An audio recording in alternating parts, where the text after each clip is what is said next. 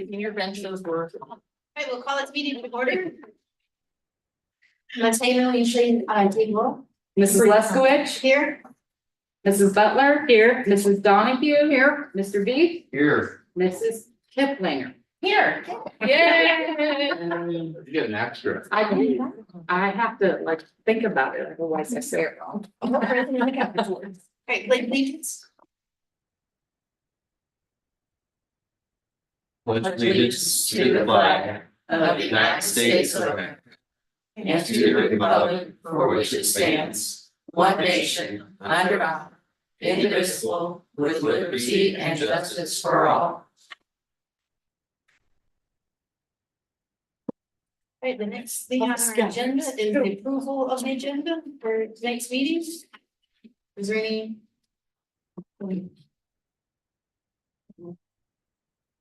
Any discussion, any comments, anything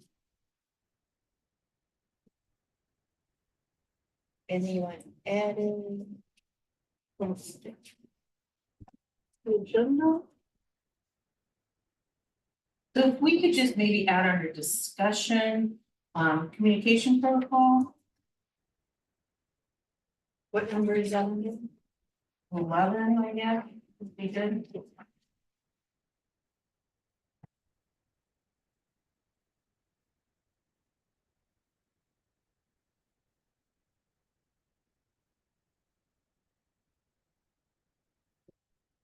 Oh, that's 16, isn't it? That's Oh, number 12. Oh, my bad. I'm 11. looking at So that will be item, you want tonight's or? Yeah, you want to talk about it right now? Right? Yes. Yeah, Oh, there it is, it's under 5. so we can do the 11 other through. Well, wherever, I mean, it's not Communication facilities, first and but Yeah. wherever it would fit. Oh, communication protocol.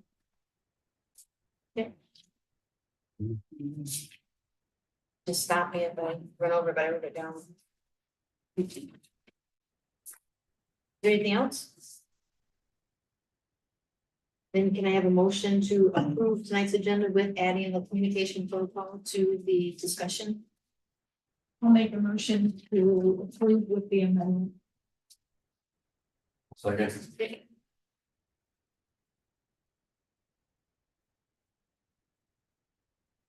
Can you need to vote, please?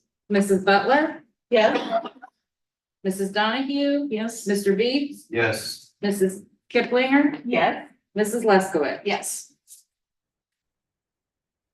Right, now we got public participation on the agenda item, so we have Miss Julie Reese.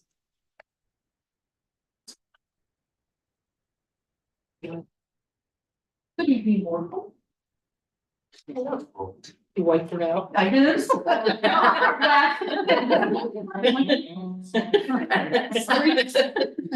Okay, I have a few questions and a couple comments. Why can the public not see the then and now purchase order? Section 8A, employing new classified staff has no names. Is it just there as a placeholder? I didn't know. Policy 5331, this is the one that says rescind policy. I didn't know, does that mean wiping the policy out of the books, or because the policy is still attached now and has updates to it? And then on the Chromebook bill, I noticed it included kindergarten as well. And I thought that either kindergarten and first or kindergarten through second were using Apple tablets, so they got a different flavor other than everybody in Chromebooks. So I was kind of surprised to see that. Okay, annexation. I just want to give you a little history from the last board as I remember it. So I'm just going to read this to you. The board was in agreement that the previous board should have accepted the land donation from the developer on which to build a school. So as you guys probably know, the previous board at that time declined land that was offered to them back in the day. I know we have a great deal of land out here, but there are many advantages to building a neighborhood elementary school. First, kids within a mile of the physical school building do not require busing. Since we have difficulty getting bus drivers, this would help solve that issue. In addition, we already have traffic issues due to the limited routes to get to the school and the sheer number of vehicles heading to and from our single campus. Especially since COVID, it would seem that more and more parents are also driving their kids to school rather than having them take the bus. Imagine adding another 500 plus vehicles, which is just a guess, I don't know, it's gonna be a lot. Also, many kids can ride their bikes or walk to school in nice weather to a neighborhood school, allowing for less vehicles to be on the roads in Carriage Trails 2.0 during those times. If the land donated was on the south side of the 296 acres, then it could also draw in kids from Carriage Trails 1.0. They would be close enough to also walk or ride their bikes. Again, this cuts the number of buses and drivers required. Having a neighborhood school gives the children a place to go and play locally on weekends and after school. An argument has been made that it is expensive to have yet another elementary building with another cafeteria, another gym, another, et cetera, et cetera. But we are going to need another building to house more elementary kids, whether it is a new building on the current campus or a new building within the Carriage Trails 2.0 neighborhood. The current K-5 was not designed, nor is it in the location where it can be expanded. In addition, we were always told that a building with more than 1,000 students becomes unmanageable. At that time, Mr. Kiefler had said they would be willing to donate some land to the school as part of Carriage Trails 2.0. So the bottom line is that the pros outweigh the cons for having a neighborhood elementary school building in Carriage Trails 2.0. The time for having a single building has passed. The time for everyone attending school on one campus has passed. There are many schools who have multiple neighborhood elementary schools, which eventually funnel up to fewer buildings as the kids head to high school. So that's just a little history on the annexation. So the new definitions, Merriam-Webster defines gluttony as excess in eating or drinking, but it also defines it as greedy or excessive indulgence. I believe gluttony is appropriate based on the sheer numbers of administrators being suggested. Before hiring any more administrators, I would again ask that you work on the strategic plan to determine which positions are truly needed based on your vision. I also would like to point out that you have a viable strategic plan that can be used as a starting point for updating. There's no need to hire someone to do it on your behalf. Having someone else do the work also removes the board from truly being involved to the degree that you should be involved. The strategic plan is a very important document. Please give it the appropriate personal attention that it deserves. Thank you.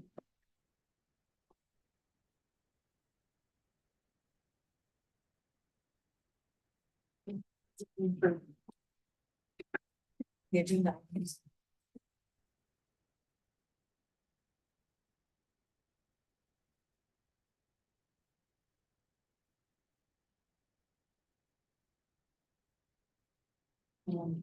Any review of the board agenda for next week's meeting?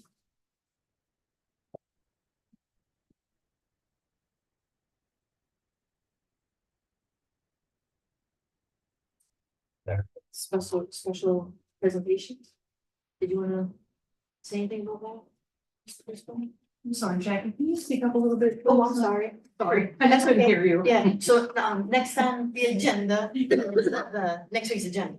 We're gonna go over, and we're going to start with item 3, and we're gonna go over start with the special presentation. So I just asked if Mr. Crispin wanted to add anything to that or discuss any more about those items. Well, good evening, everyone, and thank you. We'll get started here. So yeah, nothing unchanged with our special presentations. Mr. Smith will be here to give us an overview of the athletic department, in particular during his time here and the growth that the athletic department, like almost all areas of our district, have been experiencing, and also kind of a vision for the future. So looking forward to that. And then Principal Fugate will be here with some of our middle school math teachers to talk about the work they've been doing with that third-party group that's come in and provided professional development and audits of classroom walkthroughs and those types of things. So you'll get to hear about that work. Started back in September and continues. Do you know if that's gonna hit on any kind of initiatives that will be taken to get kids up to grade level? Like, we've been experiencing kids coming into sixth grade, being a little bit behind or not on grade level. Do you know if any of their conversations gonna address any of that type of stuff? I think it will touch on, it won't be that specific, but it's gonna be really talking about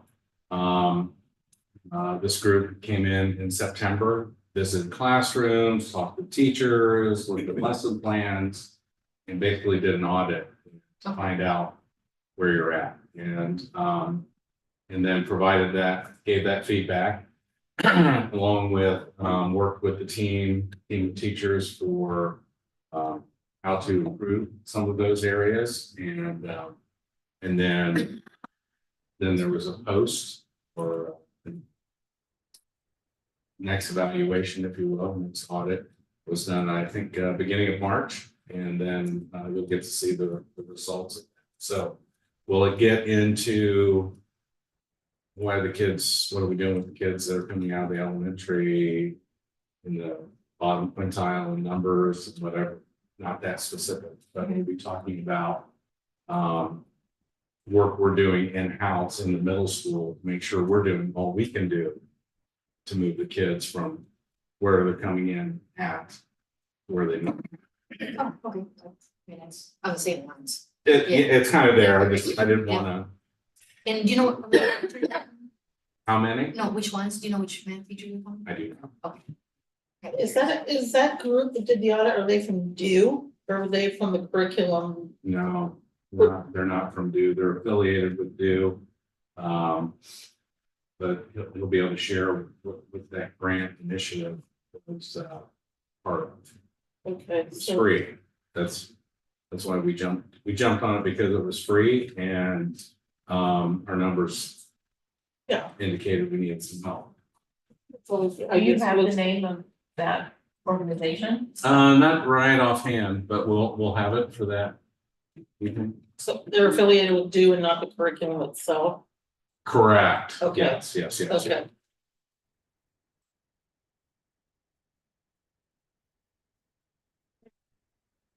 Any more questions? Natalie, are you good? Any more questions? No, I don't have anything, sorry. Yeah, you're fine. I just want to make sure you heard me. And then unfinished business will be the next thing. So we got income tax discussion. Yes, since our income tax renewal, making it continued failed, in March. I want to have a discussion with the board about what our options are and we want to move forward with a renewal and how many years we want to do on a renewal, if we want to try continuing again, what the board wants to do from this point forward, and talk about the timeline. So that's part of the unfinished business. Okay, thank you. Does anybody want to start off? Do you want to go through some of that tonight? I should prepare for next week. Okay, I sent you the timelines, Yeah. right? And I didn't attach it here, but I can for the next discussion. But yeah, so they're just like any other levy or income tax, you have to pass two resolutions before it can be put on the, Oh, I see. yeah, before it can be put on the ballot. So timing it is of the utmost importance. And so if we work backwards from the last possible date, that's probably gonna be the best option for us. I would say, in my opinion, is that the board consider doing a 5 to 10 year renewal. You can set the number of years. If the community doesn't want to do a commitment, they made their voices clear, I guess. Those that attended, I think we had less than 20% turnout. But don't quote me on that. I'd have to go back and look. But so it'll be on in November. So that's not always a good thing. When it's a presidential election, typically they don't pass, but we definitely need to keep the income tax going. And in my professional opinion, the income tax is a more fair tax. That's not really a word, is it? It's more fair than property taxes are and how those work. So And it's only on earned income, but I will provide the charts and the timeline and all that for you guys to review. We can discuss. We won't need to pass a resolution on the 16th, but we will need to pass something in May. So So like a first resolution, a first pass. yeah, the first resolution will be in May, and then the second resolution, June, and then we gotta run down and put it on the ballot again. Yeah, hopefully it won't be a snowstorm. Yeah. And historically, that's been a 5-year, that's been a 5-year. Yes, in the past, we've done fine. Yes. Mhm. Okay.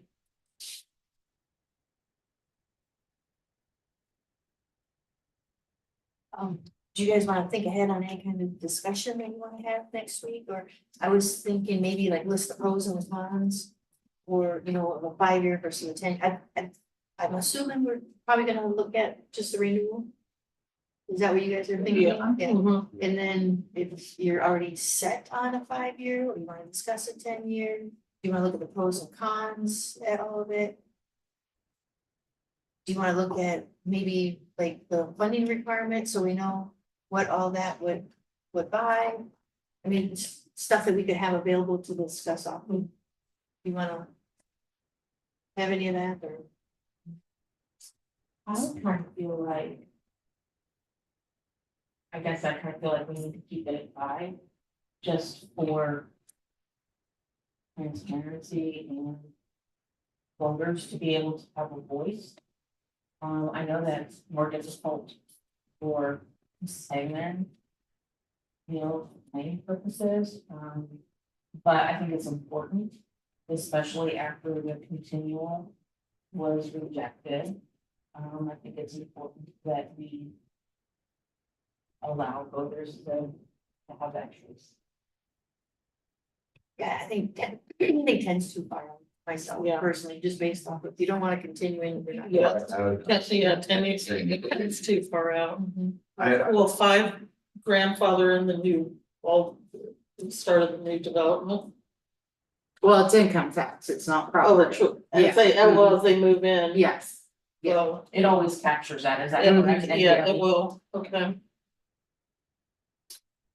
I don't think you can afford to get it wrong, so you better go. We better go with 5. Better go. Right, Historically, that's what it's been. Yes. So I think that's, And it would be a straight renewal. I don't know how more transparent we can be with it. That's exactly what it would be. And I'm not asking that the board consider increases at all. We want to keep it where it's at.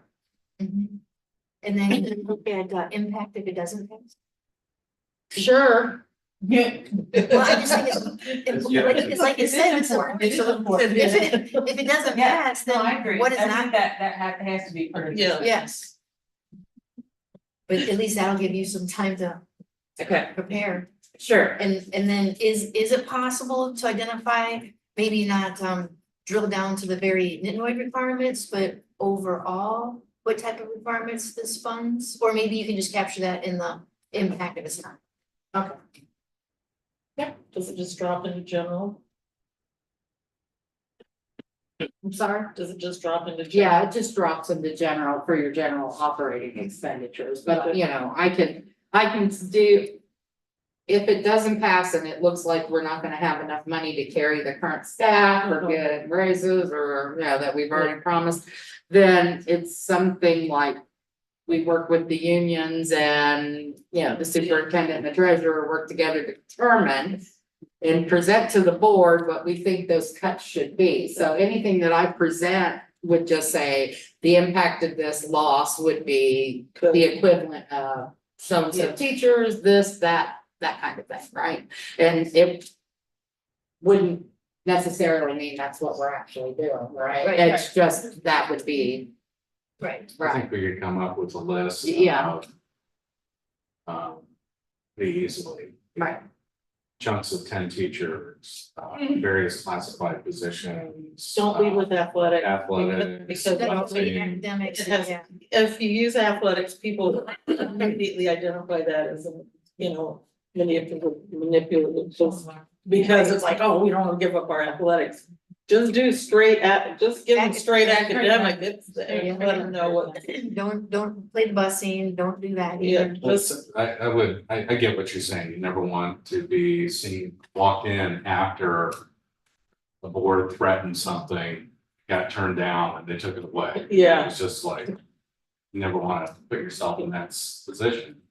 But But I if- think it is an opportunity to show people what it costs. yeah, Yes, And to be able to say, your athletic program costs it's much this. to run. right.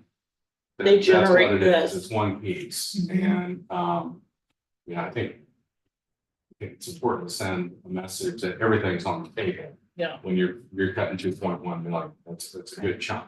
And so, but you certainly don't want to come off as pass it or else. Pass it or we won't have Yeah, athletics, you're- you know. got no place to go. Yeah, Yeah. this is what you get with this much But money. yeah, it's not maybe to educate folks how much, there's costs to stuff. Yeah. This is. And then, so if it's 5 years, so when does it run? Does it start renewing in 2025? I think it's- By the way, yeah, I think it starts in 26. Collections start. Let me go back and double check. Because then too, I was thinking, did you, I was thinking December 25 was stuck in my. That's when it ends. Ends. And then if we pass it, collections start January Already in 2026. Yeah. And that makes it seamless that nobody has to worry about there being any downtime. Yeah, But let me double check and I'll make sure before our next meeting. because then we start tapping into, if the annexation goes through, we'd start tapping into development would be starting in the middle of that, and then we would have more costs associated with the development company. So I think that might be important also to capture that. And if the annexation doesn't pass, there's nothing to say that the development still won't go through, right? Does anybody know that? I don't think the development's contingent on our No. big income tax. No. I haven't seen an annex. Doesn't happen, I don't think the development will. There won't Yeah. be any development? Well, I don't know. Not, we don't know. probably not through that. So I guess that just all the what ifs, I guess it's maybe at least looking at if the annexation does go through, then it's a no brainer that there's gonna be huge development. Is that a fair statement? I don't know if you should include that in the equation, Right, right? I agree, you shouldn't, Mrs. Hagan should not include No, possible development in her equation. right, we've got too many unknowns, but I also want to be aware that during, in the middle of that levy, there obviously will be more development. Or are you just saying you just wanna go with what we have today and Yeah, Yeah, I think we. not mention anything Yeah, about any just- kind of? because we can't, I mean, it's It's pretty too unknown. speculative, Mm-hmm. and so it's just a shot in the dark, but if we do it based on what we have now in place and have projected that we're going to do in the next few years. Mrs. Hagan does a nice job with her 5-year forecast, Yeah. and things like that. Oh, so- thank you. Yeah. It's not easy. No. So I think that, it's similar factors, right? Yeah. You just go with You just pull up what you're using for. your old 5-year plan and your new 5-year. Yeah, I can run a scenario as if that money was gone and what that would look like up towards our bottom line. And then, what that would be the equivalent to, right, what the services would be. Yeah, work with Mr. Crispin to sort of identify some areas and put that together. Even, Like 2 point, whatever that 2 point. Yeah, it's whatever. 2.1 It's coming out one way or another, Yes. right? That hurts, You go yes, to the 15.01 right, minus 2 million, right. it's coming out. and it could it be drilled down by like per student cost? Yeah, you feel that. Yeah. Because then you could project, so you know how much per student, so if we increased it by 500 students in the first year, that's how much more you need. I still think that's pretty far in the weeds, Okay. Yeah, I just, It's intriguing. Still, thanks for being, Yeah, I like that, yeah. but. yeah. The part that- Leave the tax and annexation conversation. Separate. Yeah. Right, yeah, I agree. But it's good to talk about in the Mhm. annexation, is Absolutely. what it's. And if you have a per student number, then Then, and go forward, it doesn't matter. So, Yeah. so we're gonna get one, like you said, we're gonna get one chance.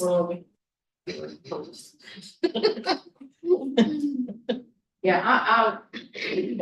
Yeah. Because I think between July, we won't know anything more than what we know now Yeah. for the next levy. You By are the time it correct, has yeah. to go on to the ballot. Yes, right, for annexation. Oh, For right, annexation. yeah, right. Another reason, I guess, just to go with what we know right now. But if we do have some of those numbers, it'll be easy to plug in chug if. Yeah. we- Was there any more forethought or discussion you wanna have on that levy?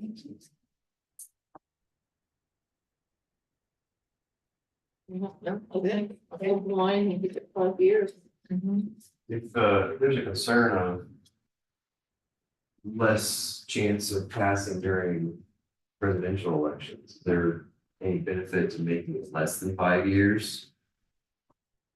Kind of get us through this election period and then look at a 5 or 10 after that?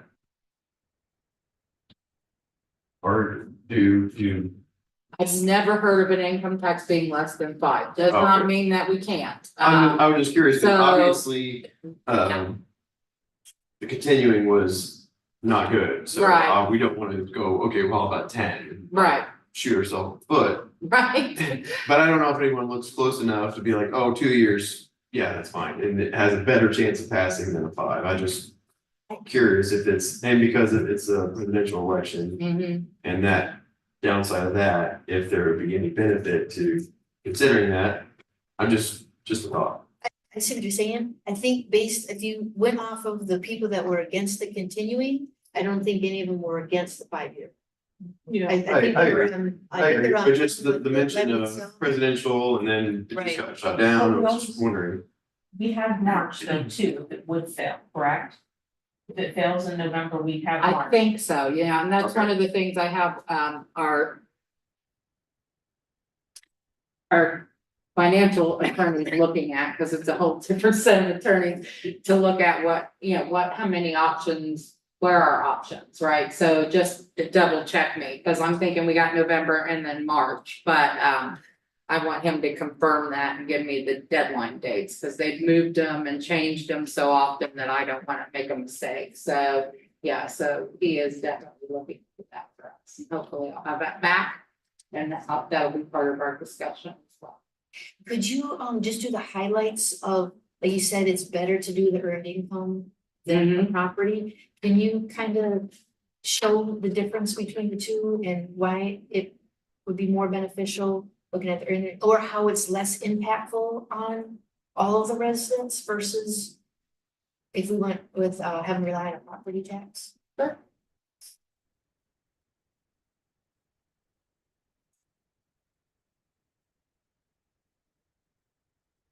Anything else? No? No? Okay. Then the next one on our unfinished business is the annexation discussion. I believe that you would like to say some stuff.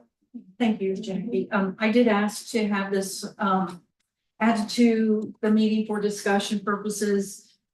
We haven't talked about it in a long time, other than a couple of resolutions over the past 2 years, but, and the last real, board discussion was, I believe in, March or April of 22. So, I appreciate everybody's time. The reason why I want to bring it forward is, obviously, we have the 296 acres that are up for a type 2 annexation, and the Huber City Council has yet to bring it up at a meeting for their final vote to approve the annexation. And they do have a little time yet before that comes up, and we won't know when that is. It's just gonna probably show up at a meeting.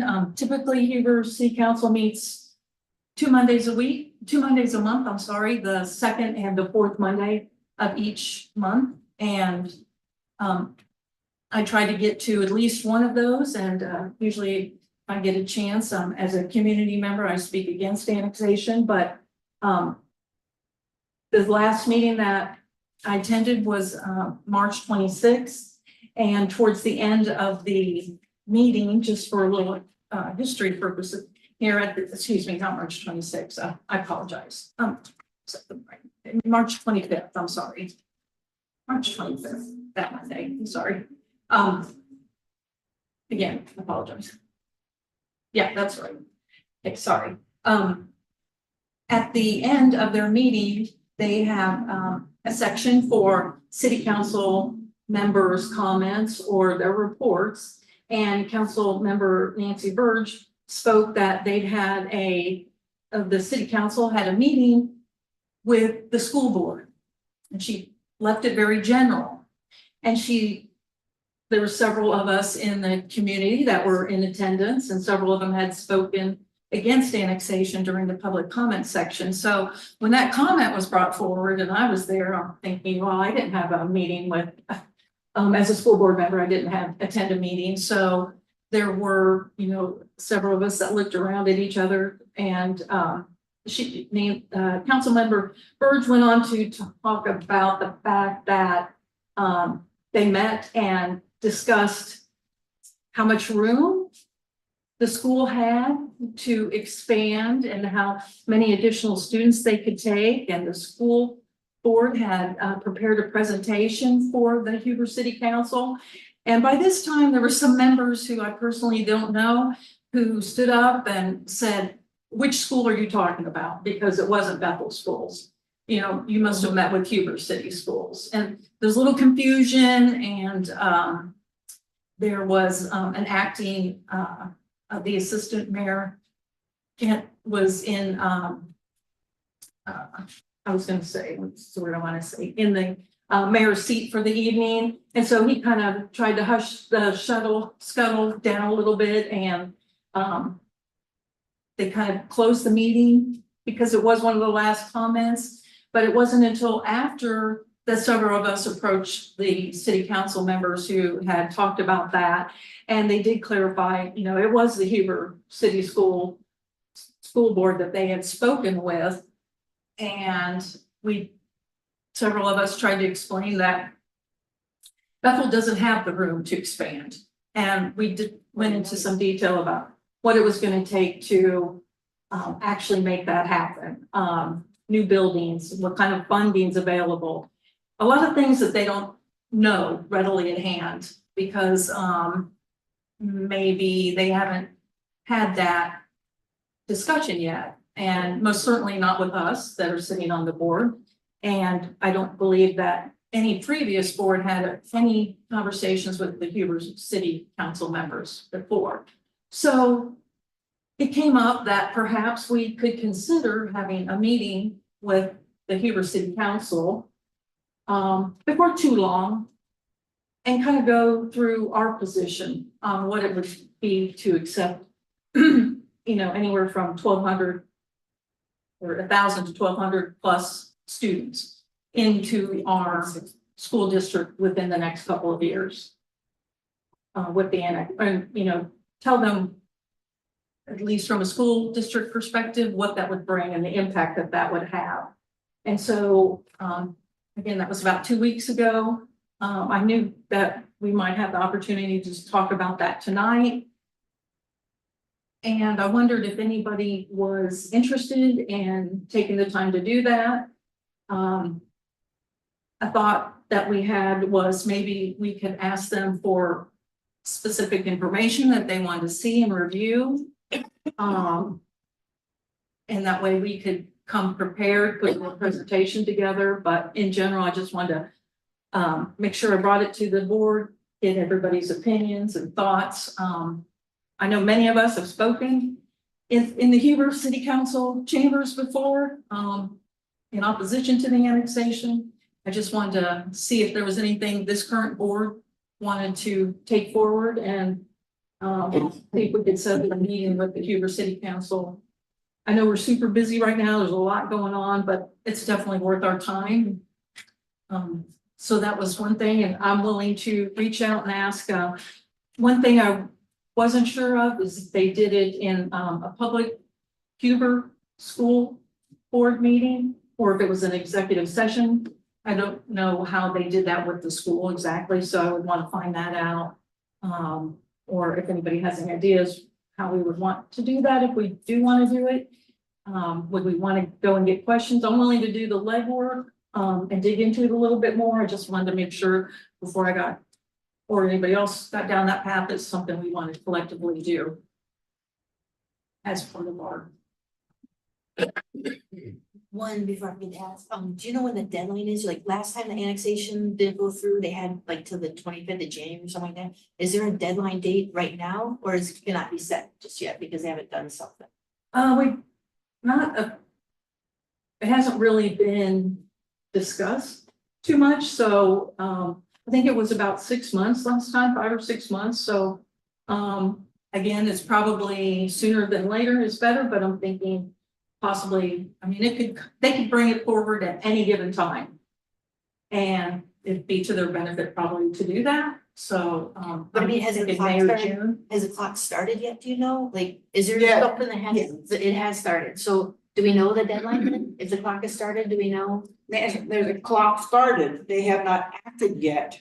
So the actual deadline is not published. So they're Oh. dragging their feet, hoping that we will not be active as a school, as a community. As they're dragging their feet, they're getting more and more feedback from their constituents. CARES Trace 2, Part 2, my understanding is they don't want it. They've told their person that they don't want it. Yeah. One. One, Yeah. two, whatever. Right, right. And they're getting more and more feedback. Now, whether they'll listen to the feedback. I think it's a good idea, Natalie, to promote that as soon as you can. Yeah. And I say, as a board, we're here. I think the next meeting is going to be very important from what I'm hearing. But we would have our own personal meeting. I'm sorry? We would have our own personal meeting with them. Then Yes. Yes, yeah. Yes. And, I think that they need to hear our side of the story. So I'm guessing it would have to be public, right? Because I don't think it falls under any executive session. Block visit. There is an exemption under economic development, but you might be stretching it a little bit, so. I don't know, do you think it would fall under? Stretching it to make it work. Yeah, I'm like, Numbers, yeah, I mean, there's a section of the under economic development, but I'll double check and see, but I would think that it would probably behoove us to have it in public if at all possible. That's what I was gonna say. And, because I spoke at one of those meetings and I brought my daughter and I made her speak at the meeting too. And I think it actually did get the one council member's attention when they start hearing it, but it's the same thing. It's the same 5 people that all were up at the podium and that's it. But I think if you get like a town hall version and bring them in like that. Well, that meeting was exceptional. There were a lot of presenters who spoke against it. That was a good meeting. Today, there's only about 5 people who go back Oh, and continue to speak against Right, it. right. But on those nights, and I think his mom came and there. yeah, Andy was there, so that was in May of last year. And we were getting down to the wire there, so If the annexation does pass, there is a rumor of a referendum taken into court to stop it from the Huber Heights people. Right. but we just haven't had a chance to really, they hear all this, we stand at the podium, we have our community member resident hats on, but we share that information. I mean, there's community things, infrastructure. Yeah. All that, but there's school impacts as well. And, Maybe like an initial meeting with the board and then maybe like the key stakeholders in the district. And then if we could go on to a follow-up meeting after that and invite the entire district, the students, the teachers, the parents, all of those as well, and let them voice and explain to the board or the council. I'm all for meeting with them and explain, because I've been going through all that Facebook chat too, and it just continues, seems like, oh, well, we weren't aware of the impacts, and we didn't know about this, and we didn't know about that, so. But maybe for an initial meeting, just state the facts with either just the school, the people here, or open it up to just key stakeholders, and then have a follow-up, where you broaden it and introduce students and.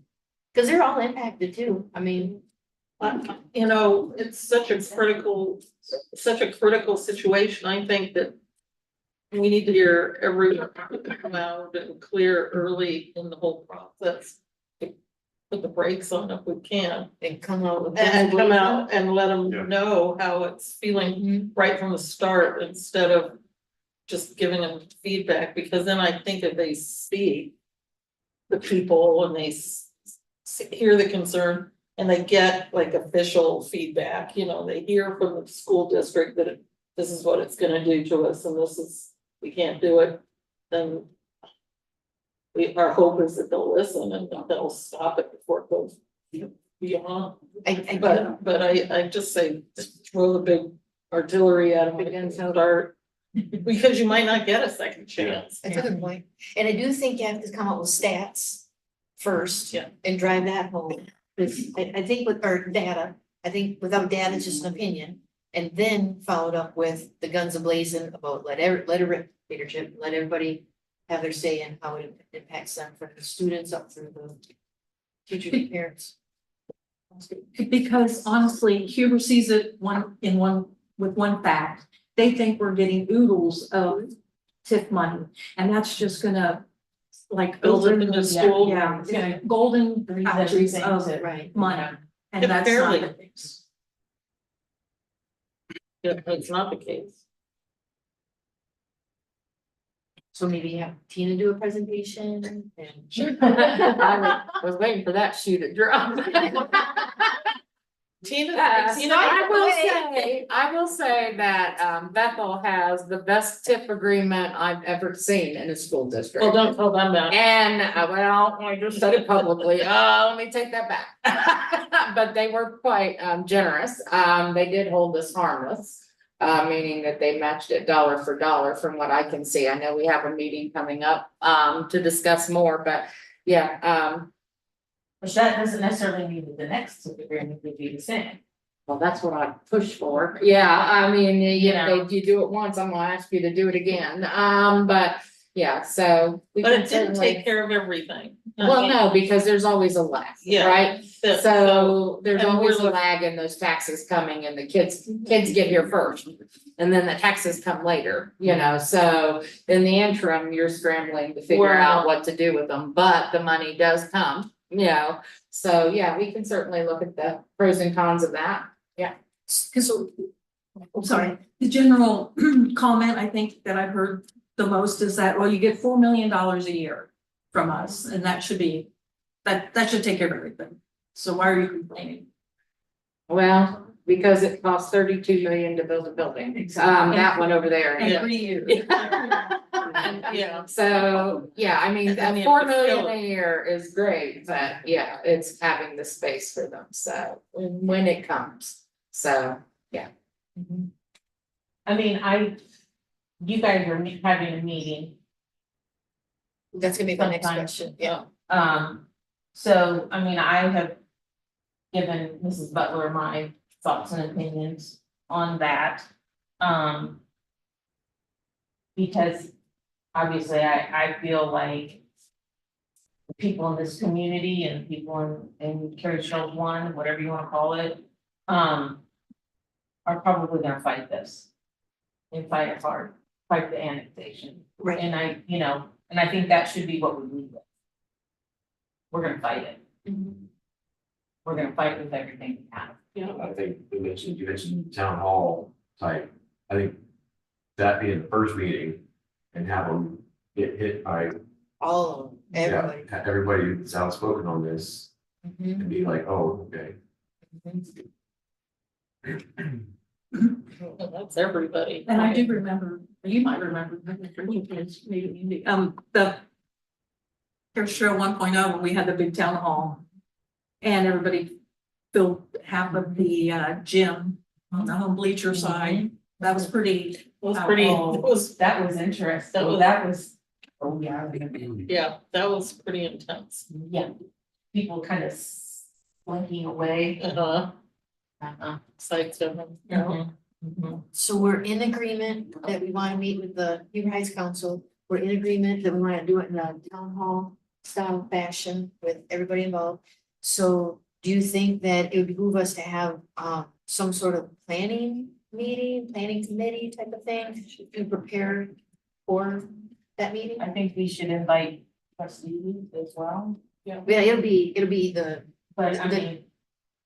Natalie plus one. I don't wanna step on your toes here, but you were, when we had our conversation tonight, Natalie's mentioning, I was there and had very extensive conversation with Don. And they are planning a town hall. That is their goal, is to have a town hall meeting. And they want to hear from us. They don't want to hear the statistics that you're talking about as far as the school and how it impacts it and so forth. In fact, he flat out said that every meeting he's been told our school is gonna suffer, our community is gonna suffer. He wants to hear, and so there were 3 council people there. They want to hear other impacts, not just so much the school, not so much of the community issue, but the negativity and other aspects as well that it's gonna form here in this community or make changes in the community here. He was very adamant about that because there's a number of us that do attend these meetings and we always speak on the same things, the impact of the school, the community changes and so they've heard that till they're blue in the face. So when you come in, you're gonna have to come in with something different than just that. And he did say, or this, what's her name, Natalie? She did say at the end, and this is kind of something that I didn't think of, during the course of that meeting, which is public, and a lot of people do watch it televised, she didn't deviate from the fact that it was Bethel Schools that she was talking about, that they had the meeting with. That didn't occur until after the fact, okay? So as far as the community is concerned, everybody that watches that video will think that we're okay with this, okay? And so the next meeting, that has to be addressed, because if you see what she said, if you were there and you heard it, you would have been shocked. It was very shocking what she said. They had done the statistical data. She did reference that it was Bethel. She didn't say that it was Huber Heights.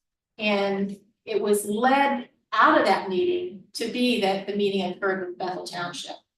So you're gonna have to clear that up. Somehow we're gonna have to clear that up. Jeff Gore backed her up. Yes, The he mayor. did. He did. He did. So have either of you met with them? With, City council, no. no, No, or the developers? I've met with Mr. Kidd. For this one or for the next one? Neither of them, Oh, looking for a donation. So, Trying to finish your statement. But no, I don't, yeah. So The Campbell- meeting that's been scheduled with, I talked to them at Is the length only one I'm aware of. and Natalie was there. We did have it was about 30 minutes after the meeting. Julie was there as well.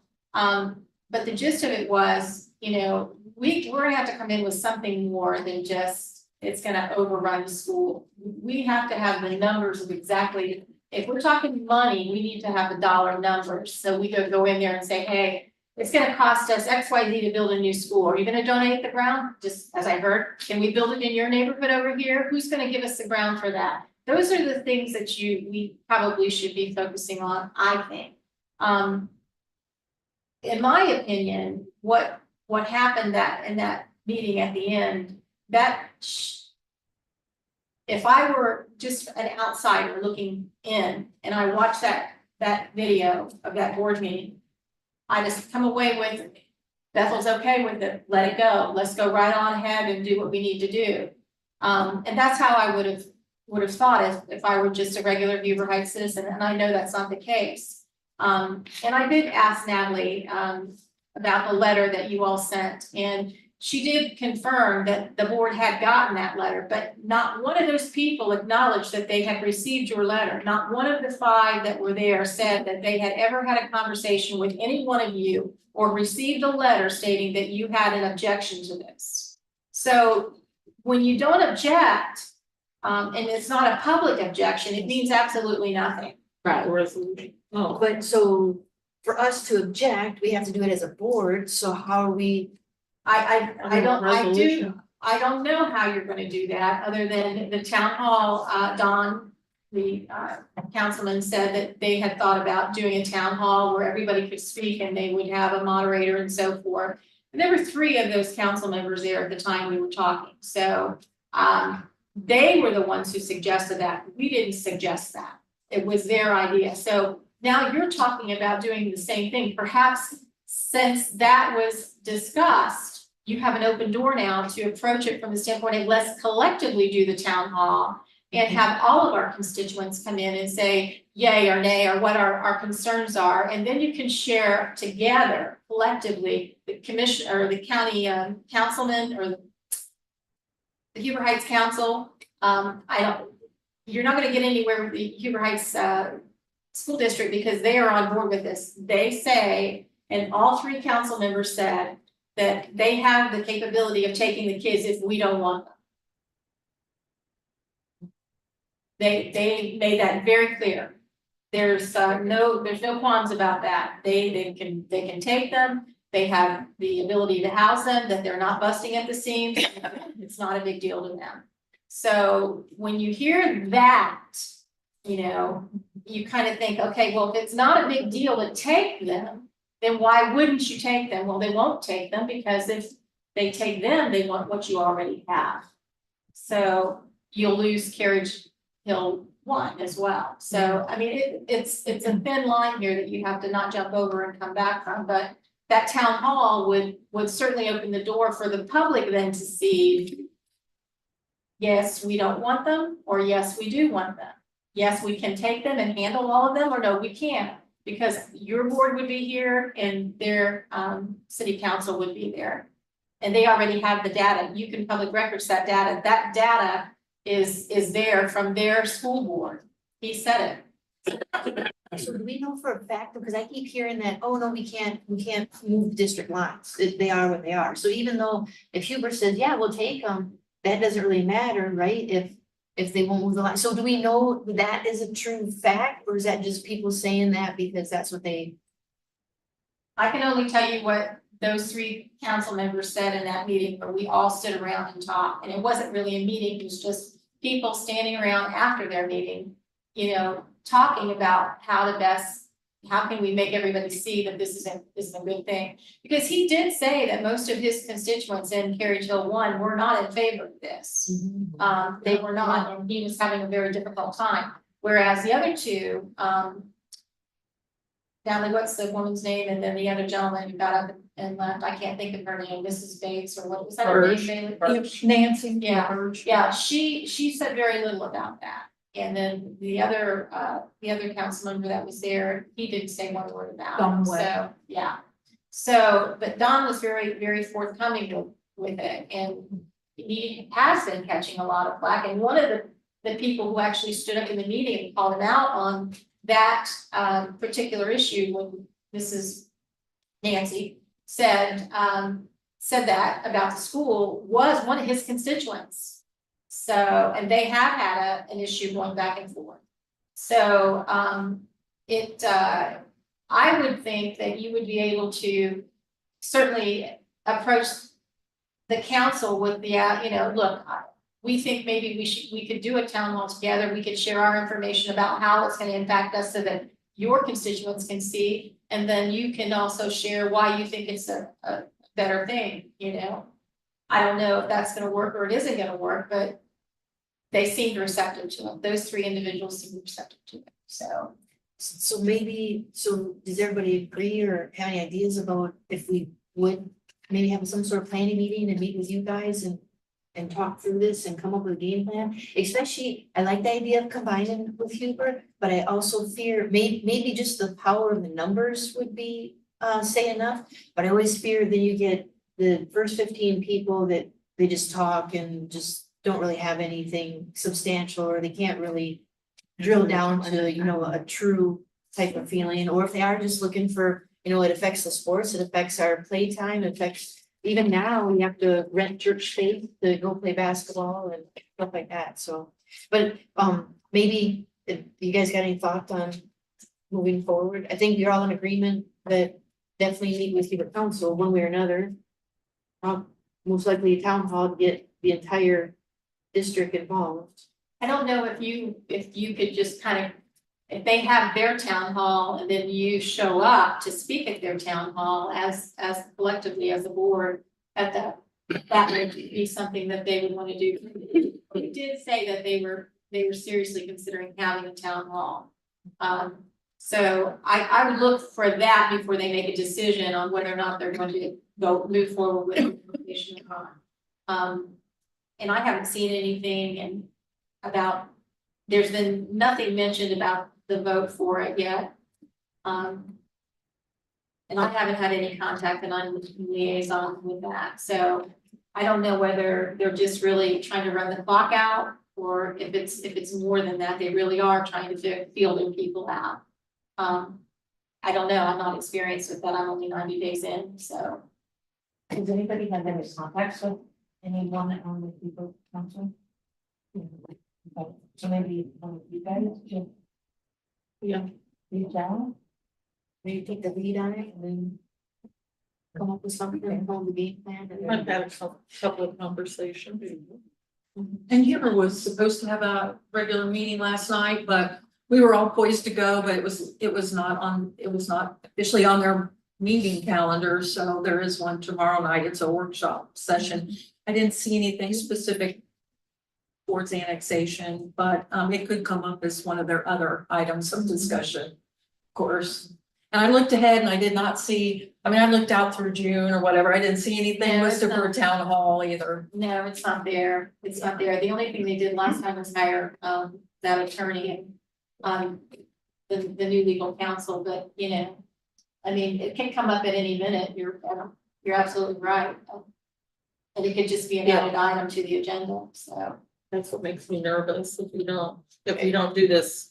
Yeah, and I know Mrs. Expediently. Finch is not on board for this either, the other council. I mean, I've spoken to her several times and she is one of the adamant no's for She's it. adamant. Yeah, and as I said, Don seemed to be on the fence, and the other ones you can't fill out because there's a couple of them that are new, and Don mentioned that as well. He didn't know how they would go because they were new, and they may just go that direction, not a yes, you know, not listen, just go ahead Right. and approve it. If they represent a southern constituency, it's like it Right, doesn't matter to me, so. Okay, so can we do that then? You two take the lead on this and then come up with a game plan and then readdress, maybe next week, Yeah. But we're on Tuesday. back together? Yeah. So we can, And I just wanted to add one quick thing, Tina. I'm sorry, the letter that came and mentioned, referenced was actually, I went up and asked Ms. Burge to confirm, did she see the resolution that the board passed? And she did say she did. She had to think about it, so I just wanted to make everybody aware that that's what she was referencing. So and that was after the meeting, that was after. that was after the meeting, right? Right. Right, it explains why I got a public records request for minutes from a meeting that I didn't think ever took place. I said, you know, not since I've been here. So now I know, but That's that how- individual that's how did she- come back and say, I got clarification, it wasn't your district, and I also got clarification that, you know, and got a copy of the resolution that the board passed. So I know someone has it, cause you know, he got a copy of it, he requested it from Heber city council, so, yeah, I was like, what? Yeah, so. So, yeah, that explains the request then, so just got one so far, we'll see, but yeah, we haven't that I'm aware of, so. I know we did meet with Huber Heights Schools at one point in time when I first got here, like in August or September of 21, but I don't remember ever meeting with the city council, so. Thank you. And then it's kind of on the topic, sorry, this is on the list as well. My understanding is that there's a request from the DEC developer, Mr. Bill Keebler, to meet with the board, but not really the whole board, just some of the board, but I still am gonna take off half a day. I'd like to very much be a part of that. The last time that we met with him, like I said, was March or April of 22, and he actually came in and participated in our general discussion that we had. So he came to a board meeting. So if he doesn't necessarily want to do that and he wants to have a separate meeting, I very much want to be a part of that. Because I do speak to him, not as often as some others, but when he's around and available, I do speak to him. I don't seek him out, but if we're in the Huber City Council chamber together, I will speak with him, so. And really what we need to do beforehand is come up with, as a board, the things that really we want. It sounds like Rachel, you might have shared some things with Regan to take forward. But what are we, like you said, what are we gonna ask for? This is gonna affect us if this goes forward. We need to make sure that we benefit from this. So whether it's land or, you know, or give us a whole new building. I mean, I remember I've asked multiple times for a $20,000 fee attached to each home to come directly to us as well. But that is a thing that's kind of popular in the South, is what you know, the southern US, and not so popular up here. And that's always got great pushback. So whatever it is, we need to put some good things on the table, because we need to make sure that if we're gonna go down this path, we need to benefit as well. Who could answer the question for us of whether or not the school district lines could be moved? That's what I'm wondering, because everybody says it's the state, and I've heard that they say that there's too much diversity now. Now, in the Columbus area, there are areas that have like Columbus addresses, but are been incorporated by some of the suburban districts. Don't know the mechanic, that was done right as I was just getting into education. But I can, some folks I can ask. Oh, yes, thank you. I mean, I know even within our district, we have some real wonky cutouts and You know, inclusions and exclusions and stuff. I know that like Bell Fountain can choose, or at one Palmer, point could or I'm not choose. Palmer, Star, yeah. yeah, and I will say that I've asked this question years ago when we we're going through this one, and they looked at me like I had a third eye. They didn't want to entertain that. They didn't, I said, just start splitting up. because I'll tell you what, I mean, I'll be honest, I think if you say Huber, that development's gonna go. Probably not gonna happen. Yeah, people are not gonna. So flock to they're not something. gonna go, woo, Huber, Mhm. let's build. It, I don't know why so, they come down to I that, mean, if it's so overpacked and no room for the kids, and come to our school, we're gonna put you in a trailer for the next 5 years until we build the new school. I don't know what our attraction is gonna be with another 2,000 people. Julie, go ahead. So I just want to give you a little history, you asked about the redistricting. So when we looked into that, there was a checklist of, I don't know, about 20 items that you had to meet all of those on top of both districts wanting it. And they said even then, it's still difficult to get district lines changed. And I can't imagine that they would. So another problem with Carriage Trails 2.0 would be, now you have Huber, Carriage Trails 1.0 coming to Bethel, 2.0 you want to go there, and then the rest of the kids this way. So you'd have like an island in there of the Carriage Trails 1.0 and Winbrook and that kind of thing, right? So they're not gonna be happy about that. But the diversity was one of the questions that we would fail if all of those kids went back to Huber. We would become. But not all of them, just the new ones. Yeah, well, that probably won't happen though, because that's a weird, but there have been some weird things that have happened down in Dayton. Since Springboro and all that area has developed. So, and like streets going to different schools. So I might be worth checking into, but just so you know, that was the history of Hubert. Yeah. So you guys. Do you happen to have any more, do you happen to have any of that information still that you could dig up? I probably do, but it might be best to just start over and see. I'd like to see the checklist, that's interesting. Yeah, that came off the web. Oh, it came So, up yeah. on what, do you It's know? on, I think it's on the ODE? Board of Elections, and I don't know, but I remember seeing it. I'll have to go back and see where it is, yeah. I'll tell you who And would I be thought able to you could- contact, Diana Fessler. Oh, yeah. She's on the State Board of Education in, And I was under the understanding that you could only apply during odd. yes. Yeah, it has to be, it's some 21, weird thing, 23, like every odd 25. year, even year, yeah. Well, good, we have time to get ready for 25. Exactly.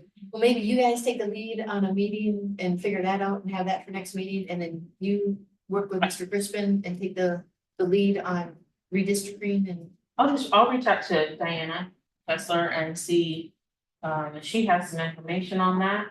And then you guys work together and whatever you come up with, Mr. Crispin, and then you guys can come up with. Can do. And then we'll plan on this being another topic of conversation on Tuesday. Right, with your follow-ups or whatever you find out, and bring back. I'm good. Thank you for your time. Appreciate everybody's conversation. Oh, and thanks for the. Thank you for yeah, bringing that to us. So I Thank did you. have a question, so before, Mr. Crispin, with the, meeting, what is the purpose, what does he want to meet with us for? My understanding was, just kind of, again, not knowing what your familiarity was, but, I think it was, to provide an overview, kind of also look forward to next steps and things fall, certain way. And I think generally just, maybe trying to have a better relationship with us. They're not gonna happen. General, Well, at least we're talking, and I don't know what took place before me. Or who was in that seat and who were in these seats, but it never hurts to sit down, at least have a conversation and listen. I totally agree, and that's why I don't wanna get too far in the weeds about demanding a new school building before they build a I like house and all that. I did. Or because It was the new school. when I first met, because it was kind of the first time I met with him, it was kind of a welcome to the district, here's the overview, and that was one of the first I heard about the acreage that this board had, a board of Bethel's had turned down. I was just like, oh geez. I guess I wouldn't lead with Littleton School and take them though. I mean, like, that's what it's like, I would sit back and let them talk, Yeah. Right, you know? and that's why I don't wanna get too Yeah. far, so figure out the purpose of the meeting. That's how you land the fish. And right, so, but that's why I wanna make sure, right, so that's why I make sure that we understand the purpose before we come in with guns Yeah. blazing too. Yeah, That just, like you said, build that relationship and at least a cordial one, to get going and see where we're at and see what options are and see what. I don't know if you say this publicly, but how much you can tell us, I don't know, but, right? So, I guess, but still understand a little bit more of what's going on. So with that said, I too would like to attend the meeting and Reagan's on the schedule for the meeting, so if too many. so. Right, so we have to, I'll step out. but I don't wanna ask you to step out. That's so we okay, don't have Natalie to- can take my spot. Want them to be there. If you're sure, I'm sure I'll get good help from the And another option And is then- if he's available next Tuesday. And then I'll watch it Right, on the right. Zoom. Why And couldn't he that's- come, why couldn't he come to a board Yeah. meeting every time? And just, we'll listen, I'm sure he could. he just listen, All of us, oh, everybody. everybody. all the in birds. lieu of. Right. And then if there's a follow-up that can happen, then that can happen. I guess there's two sides of that too. Sometimes it's a little more personable in his office to do the first meet and greet and Well, I sort of think you do, and from my perspective, now, if the annexation does go through, right, and this begins. My remembrance of Ohio revised code is if they are given 75% or more. They do have to approach us and make us an offer, but if we're too demanding or can't make an offer, they can still proceed. So then you cut our throats, and so then we have no money coming in, so I think, and this is just my 2 cents, right? I think we need to and hear what he has to say, but definitely the full board has to make the decision, and the update should be done in public.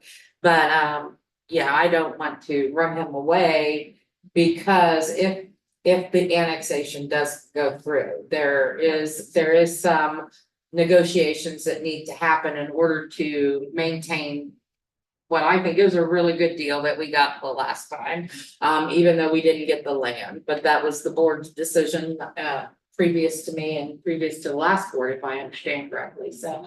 But yeah, I just sort of want to work, I worry about being too demanding upfront, you know. and the annexation hasn't even happened yet. Right. Right. So. Yeah. So I guess that would be my take too, is just sit and listen, meet and greet, see what he has to say with the 2 board members and up to you guys too, so whatever, Just an information gathering, sort Right. of tete a tete. just put a face with a name type of thing, that kind of stuff. And then hear what he has to say, where he's coming from, and maybe give us some more ideas, and then we'll come up with our game plan of what we want, should this continue to proceed. It's an in-person meeting. If it was a Zoom. Not this one, no, he's coming here, right? Yeah. Oh, The strap meetings are the. Double check. It was, wait, I thought I was Zoom. We think that's just on the, it would be On the nice if invite? it could be recorded, I mean, just the audio of it. Just to hear, so that everyone has access to, what is heard. And then we would be able to better, as a board, have questions or. I agree with that. We could do that. That's not. Feasible with you guys too? Just record, do the audio recording. you can ask. Technically, you don't have to. In my office, I'm gonna ask. Okay, yes, I Or mean, if it's yes, I'm right, superintendent's right office, I'm gonna thing make to do. somebody aware. Yes, that'd be the right thing to do. And should he say no? If he says no, I mean, I guess then you all We're still- can proceed, Okay. however you choose, but, you know, as a courtesy again. Yeah, I don't think that's, and I agree, but. Cause I do not want to find out the wrong way that what I thought was a private meeting was not private. Right, Okay, so we're on board with that, so everybody's good with that too, that myself and Natalie and Mr. Brisbane and Mrs. Heyman will meet, right? The 22nd, I believe is the meeting, 3:30 to. Okay. Anything else about annexation relation? We have a game plan going forward, everybody's good. Oh, so that brings us back to public participation. Oh, but Right, this- that's what. well, yeah, next, yeah. I know, switching gears. Wait a minute, I gotta. Yeah. Yeah, and then just report. Okay, so we have our bank rec, we balanced, if I do this, on the 1st of the month, which always makes me happy. As I said, everything balanced, even payroll, so happy day. And that's our bank reconciliation. If you look at our investments, one of the things I sort of wanted to point out, this is just our certificates of participation investment. What does that mean? It's the money that we've set we financed, for the building, the elementary building. It's called a COPS issue or certificates of participation. There's about $5 million still in this account, but it is accruing 5.16% interest. So I'm gonna start moving that money around and investing it because we've spent most of it already. And so we want to make sure we get the most money, most return on our investment as we possibly can. So right now, I think the money market account that we have at Park National pays a little over 5.5. So we're gonna see if we can get some better rates and invest that money somewhere else. So. I think Tip Cities just did something like that. Mhm. Did you see that? And then they mentioned a company that they've gone to that it was something that they just voted on. And that's what this company does as well, and it's with schools and whatnot. Would that be something also that you wanna? I'm not sure who Mr. Stevens went with, or I don't know, I have to look, Yeah, but if you want, would you wanna reach out to Tip City, the Yeah, treasurer I know there Dave. doing- and ask him? And cause they sold it, like he said, it was a really good deal and they got the best rates and stuff like that, so. The cash summary report, as I noted, I did it wrong again, last time, is that when you look at current fund balances, and I'm gonna just scroll all the way to the bottom, right? That fund balances here, the 14,999, 136.28 or 156. 156, that's what's gonna match on your bank reconciliation, right? That's your books total, and it goes back and reconciles with what we had on the bank. So you always wanna look there and make sure we're balanced, because that's how we make that happen. So, I always click on the wrong thing, so I apologize as I scroll through here. And then general fund report. If I do this one right, okay. Some of the interesting things I sort of wanted to show is when you're looking at 9 months into the budget, we're looking at an increase of 316,000 over last year. So last year at this time, we had collected $3,709,901. This year, we've already collected $4,086,243. And that's our last, we got all of our property tax money in March. So I'm gonna make all the adjustments and make sure all our revenue matches in April. This month, I'm working on that. But we saw an 8.39% increase in property taxes. So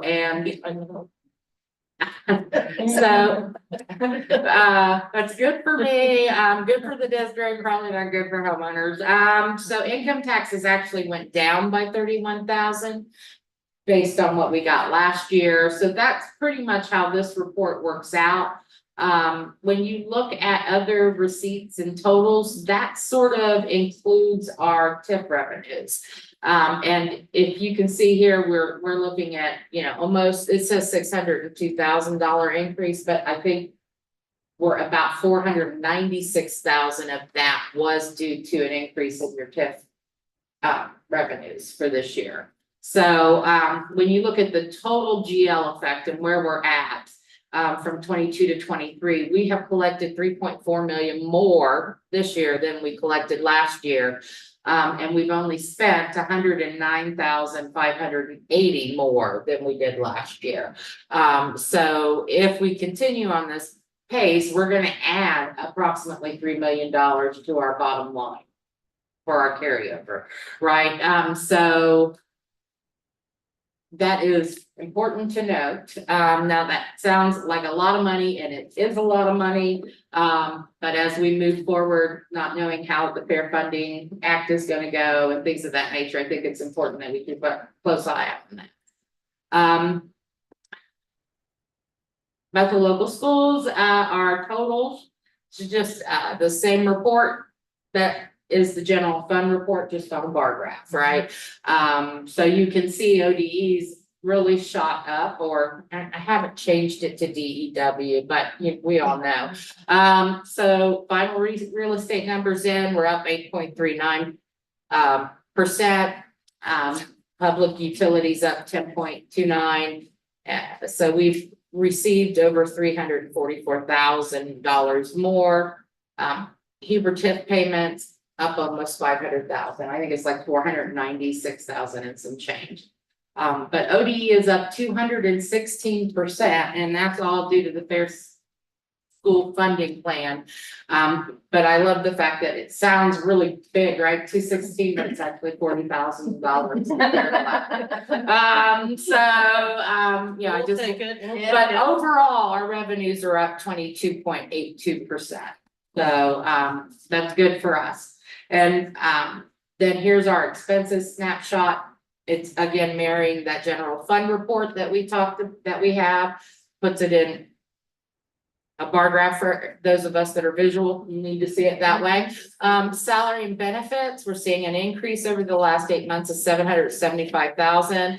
And it's coming in mostly from salaries, right? We were lucky and didn't see a huge increase in our insurance amounts, but yeah, I don't know how long we're gonna be able to, be that lucky, but we're keeping an eye on it. This is just a year ago in March, we paid for some new 72 passenger buses. So that's why you're gonna see a big difference in our capital outlay, right? We didn't buy buses in March, last month. So, and classroom supplies and software down 6%, about 17,150. Now, I have let the entire district know that it's the last quarter of the year. Can you believe it? So we gotta get our spending done, right? Because we get close to closing the books for the year in June. So hopefully we'll see all that pick up and be where it needs to be. Because they have until May 9th to get all their purchase orders in, so we can get a real handle on what our expenses are gonna be for the 5-year forecast in May, as well as for the last quarter of the year. So current cash is $9,149,000, which is 160 days of cash. So that's good. Our policy is 60 days, so we're holding good with that policy. And when you look at our construction analysis, which is our fund 070, cash available is 1.7 million. I have a debt payment on the COPS issue that's due. That's gonna be about 495,000 roughly that comes out of here. So this is collateral for that financing that we did. So, which is the 30% of our TIF payments. So, as we look at what we can do and in our strategic plan and what we need to do, facilities wise and things of that nature, it's important to remember this cash available. Part of that must be used to pay the debt that we incurred on the building, right? It's not really debt, it's a lease, but I always call it a debt because it's a payment we have to make, right? So I just want people to be aware of that. So, we're not thinking, woo-hoo, we got all that money to spend on everything, I wish. So that is my report on that. Detailed cash check register. I'm trying to remember Mrs. Reese's question. Is it a specific purchase on the check register for Chromebooks that you were looking at, or? One was the then and now, we couldn't see that. Nothing to do with Chromebooks. The Chromebook question was, I thought the kindergartners and first, maybe second grade. Okay. Had happened. Oh, I don't know. Okay. So that's the detailed check register. I humbly ask if you have questions about a particular check that you let me know in advance, because I don't have them all memorized. And sometimes it's hard for me to remember what we got the check for. Just ask if, but I'll do my best. And if I don't have the answer, I will certainly get back to you as soon as I can. We had to add some accounts last month. Did you remember the board approved? So that means we have a new amended certificate, a new appropriations recap, and a new AppCom report. The AppCom report is just for our use. It's just to let you know what I use actually, to make sure that we do not over appropriate. I mean, we spend more than we have anticipated to come in, right? So that's what this report is, and I liked this report because I could just quickly go through this last line and make sure that we don't have any negatives. And that we aren't spending more than we have coming in, right? So this takes our available cash, adds our anticipated revenues, and then it takes in to account what we appropriate and what we are going to, what we appropriated or budgeted to spend. So, each time I put that out for the board so you can see and rest assured that we're not spending more than we have coming in, so. Okay, let's see.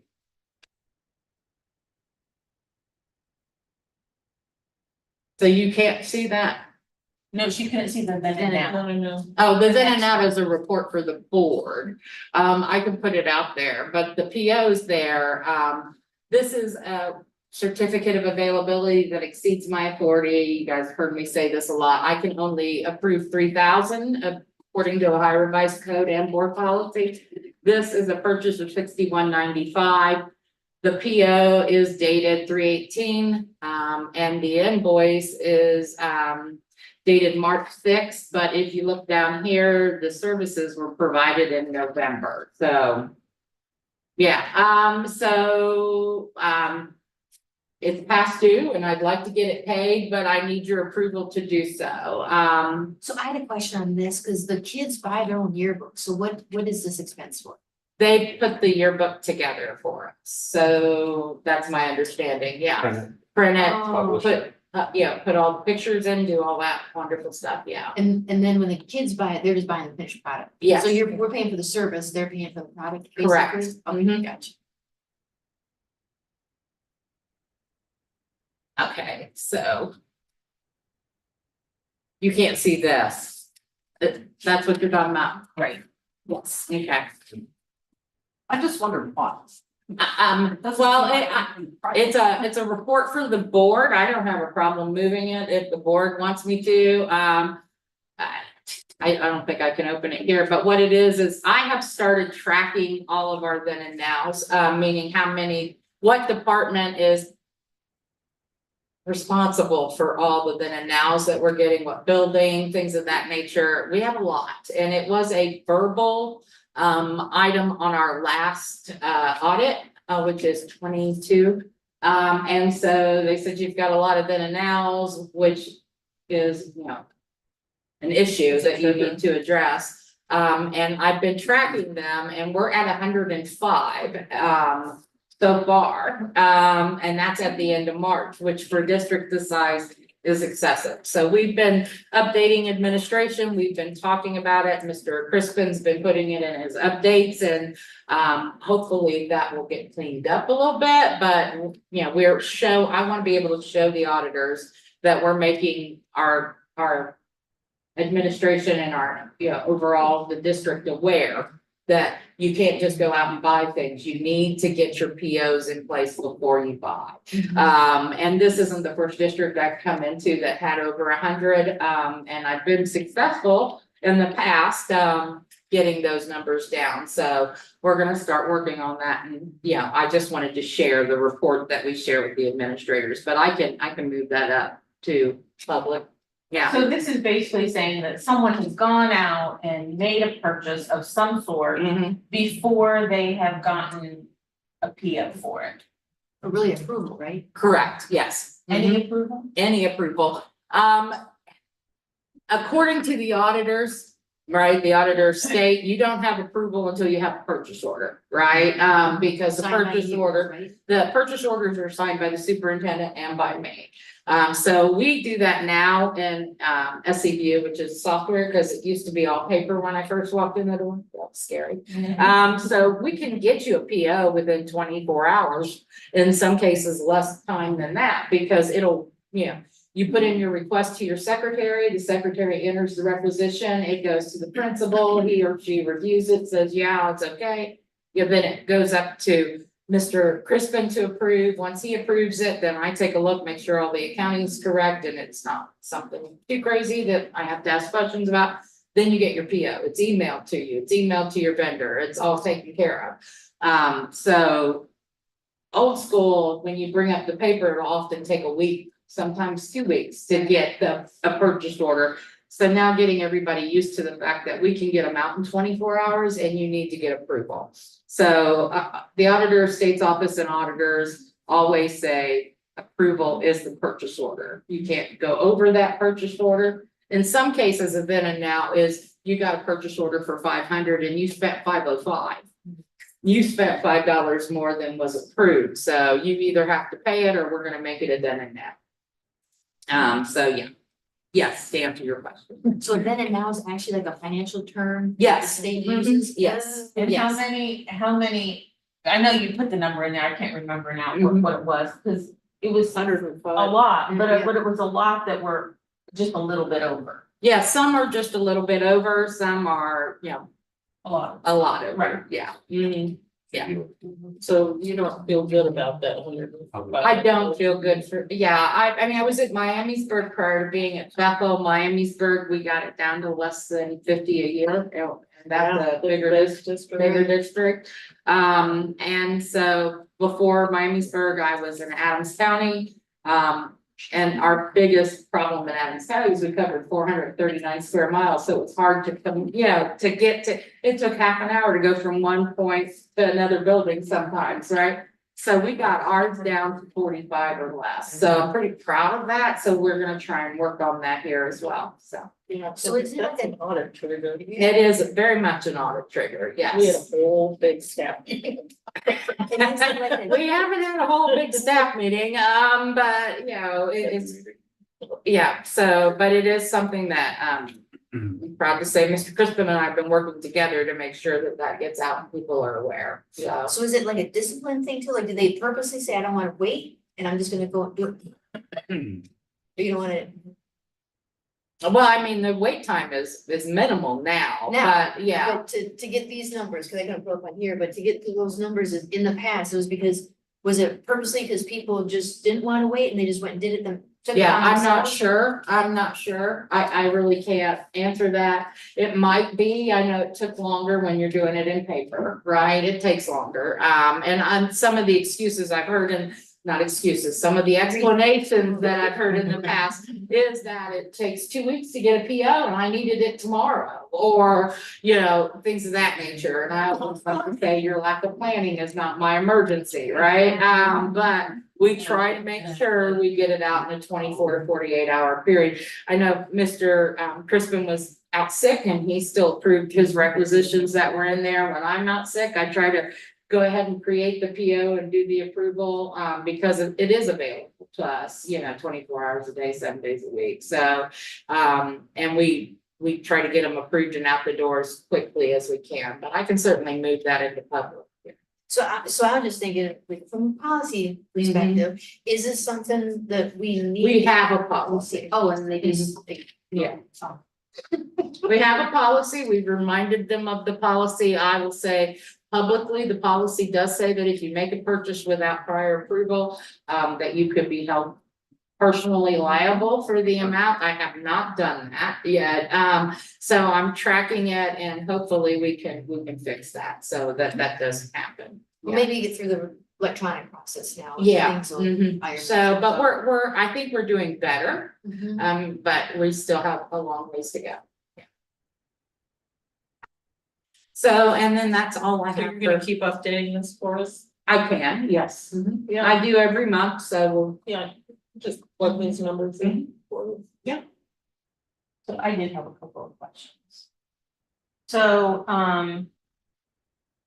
first, I want to say, I do like to see that, we are using some local businesses, so I like seeing local businesses on the check register. So I did have some questions though, there was a purchase for a 55-inch TV. Curious as to who or what department got a 55-inch TV. There were also, Do you remember what the vendor was? All my checks are by vendor, so, but I can look. I can look it up Okay. later as well and send it to you, but, so there was a 55-inch TV. There were also, clinical assessments that were ordered from Pearson's. So I was curious, is this like, who's using that? Because that was a giant purchase as well.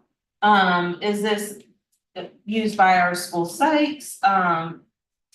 Is that not covered through Montgomery County as part of our purchase services? Because I think it was like $78,000. And that was Pearson's, was who that came from. And then also, I can give you the check number. Okay. I have to get out my magnifying glass. Because it's really little. Okay,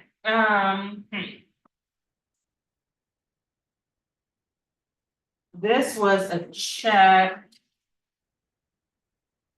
I will check. number, oh, the TV, you found the TV? Okay, where's that one? 88,950. 88,950. Okay, we'll just check for the TV. And then. The other one I was looking was check 89013. So. This is for. Chromebook, is a Lenovo 10E Touch Chrome tablet.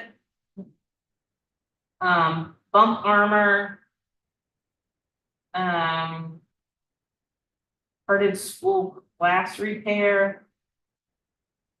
K-12 max protection, 11.5-inch non-touch parted.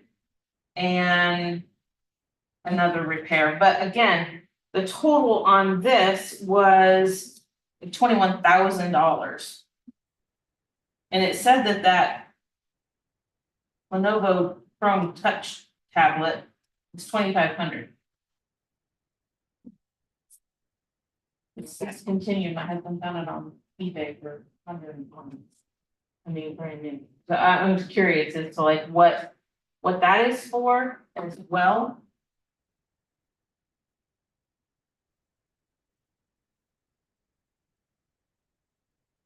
Or who that is for.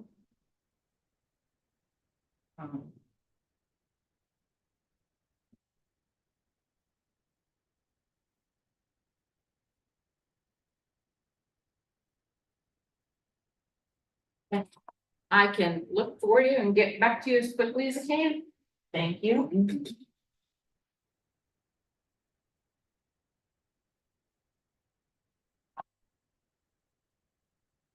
And then the next would be the superintendent's report. Yeah, so we're gonna go right down to recommendations. Those aren't voted on. No, but I just had a quick question Mhm. about on the important dates. Would you add the 8th grade graduation? Sure, do that. And then a quick question on that one. So going forward, is this gonna be a new thing? Do you know? We'll see. Okay, This is something that, this is our building initiative. We have to jump through some hoops as far as security and that type of thing, so we'll see. It's a nice thing. Teachers really behind it, we want to support it. And make it happen. yeah, I'm not, Gives the building an identity and it's a good. yeah, I'm not against it, but I just would like it on the calendar the next year. Because, so my kids. This wasn't hatched until. Yeah, and my kids start talking about January, February, telling me that, oh, I don't have to go to school on Wednesday and Thursday, or if I go on Wednesday into the graduation, I'll have on Thursday. Yeah, and and then it still didn't come out until like the Yeah. first, so my thing is, this kind of stuff should already be on the school calendar, so. I know we've already approved it, but there's nothing to say we can't edit it, right? So if by the end of the school year, maybe or something, could someone make a decision? Yeah. And then add it, and then would it only be on that ceremony day, or, I don't know, cause some had reservations with the word graduation, so I don't know. if you Yeah, wanna- it's nitpicky. I don't really like graduation for 8th graders. Graduation is a high school thing. It's a culmination It's a 12th grade. of their whole thing. I don't mind a move up, a bridge, a farewell, whatever. I don't mind that for 8th graders. But there comes a time when you have to earn what what you're getting. What, if you're gonna graduate, it's because you've done everything to graduate from school and move on. When you're an eighth grader, you've done everything you should in middle school, and now you're moving up.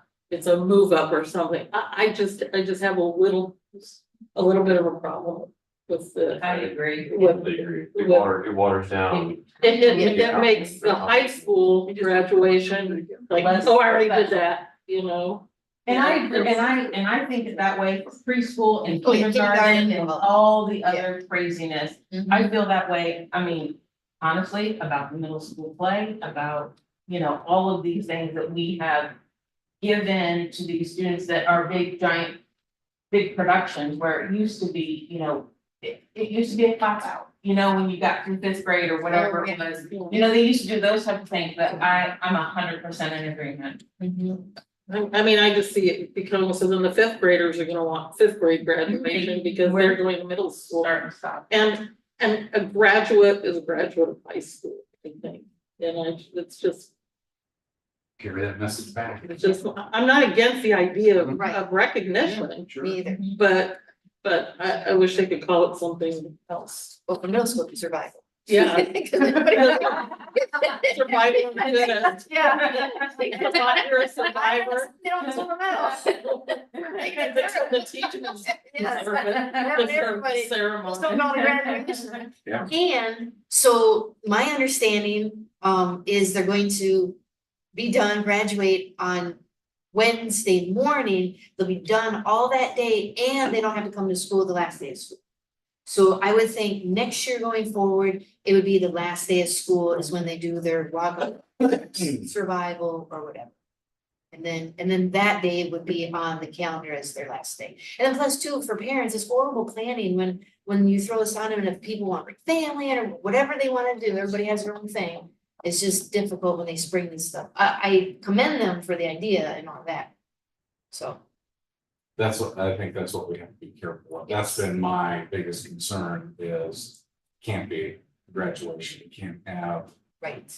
we're having school, there are security issues, we just can't, Right. so, And the all the permission slips, because now yeah. they have to bring it in. Good luck getting something from your kid home and then a permission slip and then it has to be turned in X amount of days and stuff. like Another that. final forms for, Oh, is, okay, cause they Maybe. didn't, yeah, they said it was gonna come home or something, then it had to be turned in by a certain date, it's just a lot. So next year going forward, lessons learned off of this one, if we put on the calendar, have it a set date, then we don't need the permission forms, right? The permission to go home after the last day of school or whatever, and all that, so. Well, and then that also just keep the month of the last day of school, I mean, it's already ridiculously early in my opinion, so that makes it. Well, and not only that, what if they didn't have the extra days, then what happens? So if we didn't have the balance, like we used up all of our calamity days, then, you know, so I guess that's what I want to. Thank you. And I just want to add, Jackie, you made a comment, you made the comment that, I just want to clarify.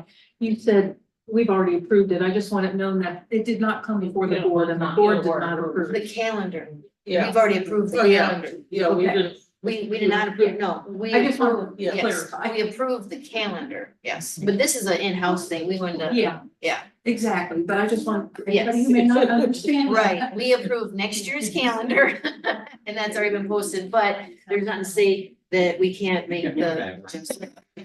Amend it. but I don't think they've said. Yeah.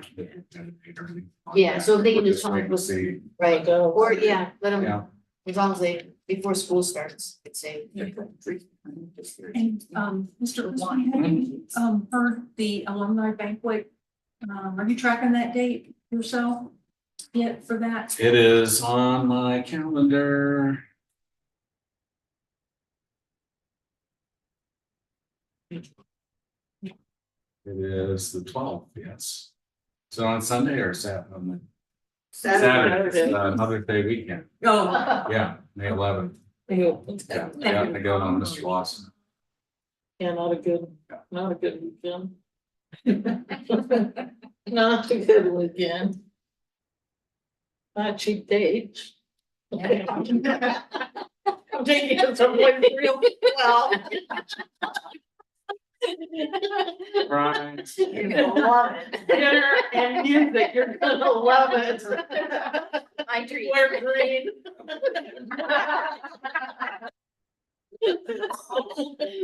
It's a really nice event. I went for a lot of years, just, I don't know, as a helper, yeah, Mother's Day. I don't know if that- Okay, next on the agenda. Yeah, so, and then, we'll, continue to update the, personnel. I'll have more to say about that as we get down. Can there. you, I would like to Our request, enrollment. I would like to request that you change that chart. This one? Yes, it makes zero sense. Because you have additions and subtractions in the same line. So resignations and retirements are in with news and transfers, so, I mean, it seems to me like there should be separate lines for additions and separate lines for, you know, people that are coming in versus people that are going out. So, the question was, what do those numbers represent? The answer is that represents vacancies. And where those, with the breakdown of the type of vacancy. By resignation, retirement, it's a new position. It's a position that's been open because of a transfer. So it's a new position, it's not a new hire. This is a breakdown of our vacant positions. Positions we're looking to hire folks, openings in the district.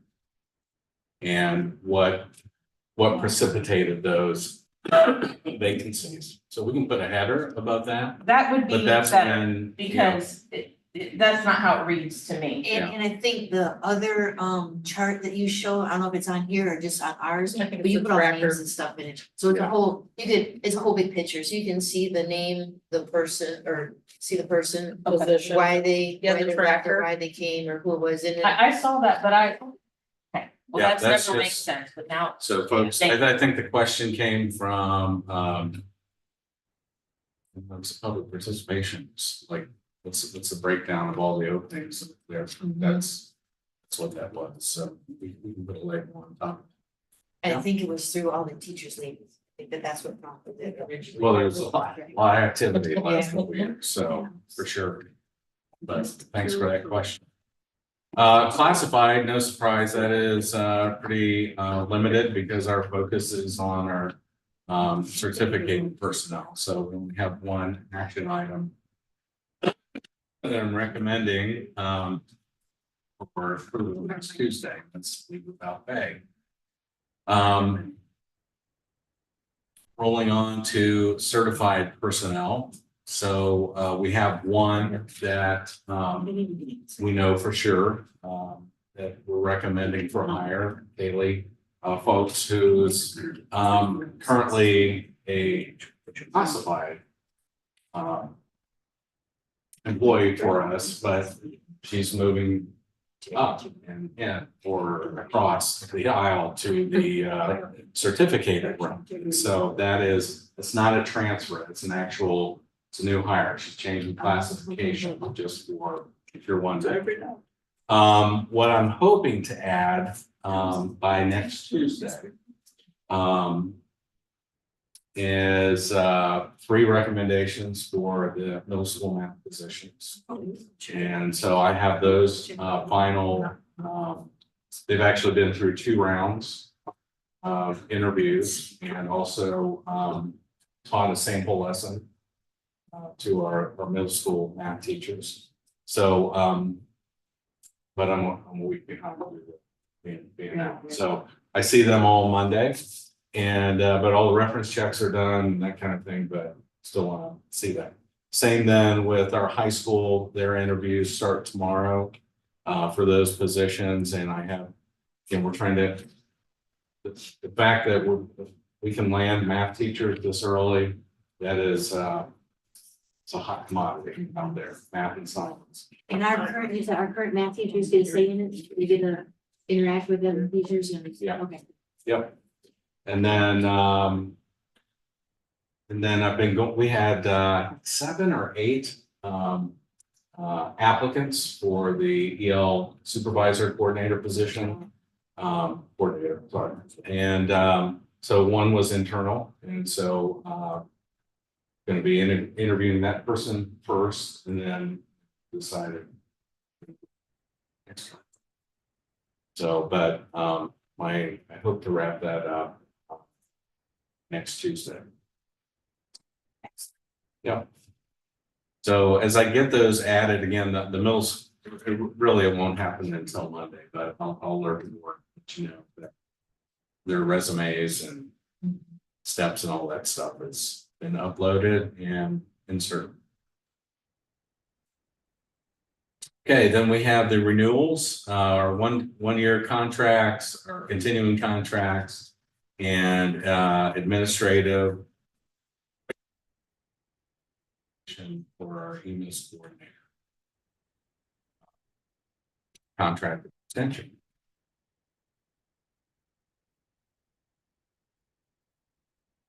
We have three of our certificated folks have reached the threshold where they can be considered for continuing contract. Long time ago, known as tenure. And so we congratulate those folks for hitting all the marks, and that would begin August 1, 2024. Annual non-renewal of all supplemental contracts. So that is, put that in first, and then we'll have that list and a lot of names next to them. Most of them will be the same. Those will be different or one. That'll be next month. Resignation from Mrs. Brown, and appreciate her services at the high school and wish her good luck the upcoming year. Extended day recommendation for next year for guidance counselors, no different than in the past.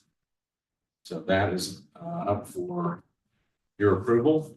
And then I'm sorry, what does that mean? Why do they? so those are extra days outside the teacher's contract, 184 days. So they're working 190.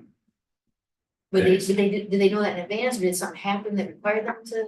So it's usually, again, not unusual for like guidance counselors, FFA teachers, folks that do stuff through the summer, extra time, getting transcripts sent out either at the end or the beginning, in early to handle any changes for schedules, for student schedules. That, yeah.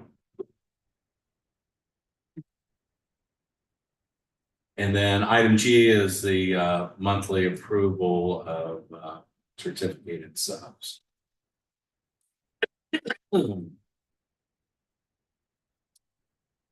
Anything section 9? I had a few things, so, okay. So all of the teachers that we are hiring currently that will be on this list will be for next school year, is that correct? There's no one that's an immediate hire, is that correct? Under the, you mean the 3 documents we have there? Correct. Correct. Okay. And then the teachers and staff that are getting the continuing contracts, like, do the teachers come to you, or do you just put them in automatically? They have to request, bless you. Oh, they do have to request. Yeah, they sure do. And They do come to you. or they something. actually go to their principal. They go And to it someone. comes to me. They have to Okay. get the recommendation from the principal. Because if there is something awry in an evaluation or something, like the principal's gonna know, I mean, then you have conversations, but that is not the case with No, I was just trying to understand the process, Yep. so perfect. Okay, then under supplemental contracts, are teachers or staff members limited to how many supplementals they can do in a year? I guess I kind of feel like there should be a limit. There's some people with a lot. or at the very least, is there a policy about like you can only get two, and then if there's still open spaces, you can do more versus like one person gobbling up a whole bunch of them? I don't know that there's been, I don't believe there's a policy here at Bethel. I don't know what past practice has been. Obviously, we have some folks that have quite a few. But They're not fighting over it, right?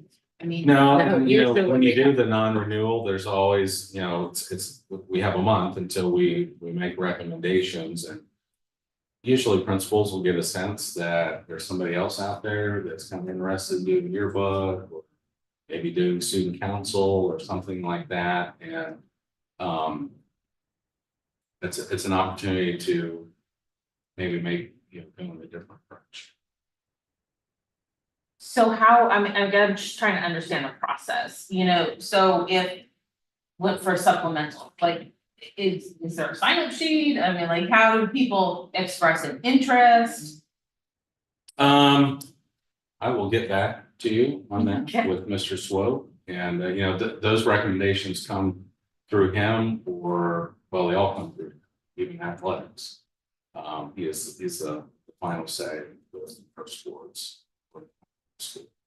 So, yeah, as far as where I'm unclear is, how do you student council advisor or whatever, usually those things, in my short time here, the teachers have already talked somebody else into, hey, it's time for you to carry it, you know? You get to pay us 20 cents an hour and, right?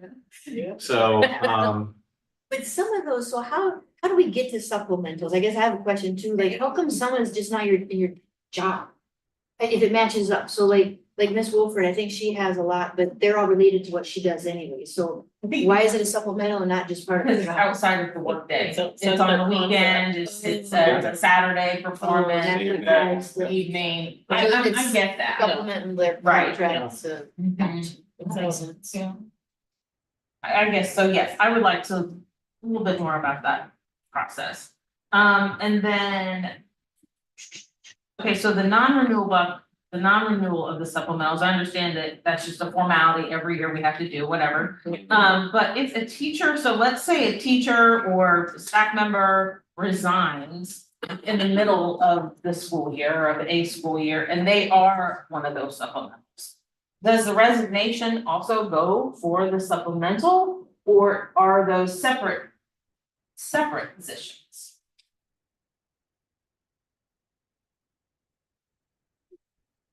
If a teacher or staff member resigns in the middle of the school year and they have one of these supplemental positions, is the resignation in effect for both the teaching or staff position and the supplemental? Or are they Gotcha. two separate things? There are two separate things. And oddly enough, we've experienced both of those, both ways here at Bethel in a year and a half's time. So there's no hard and fast rule that like if you resign, not, done. So there, okay.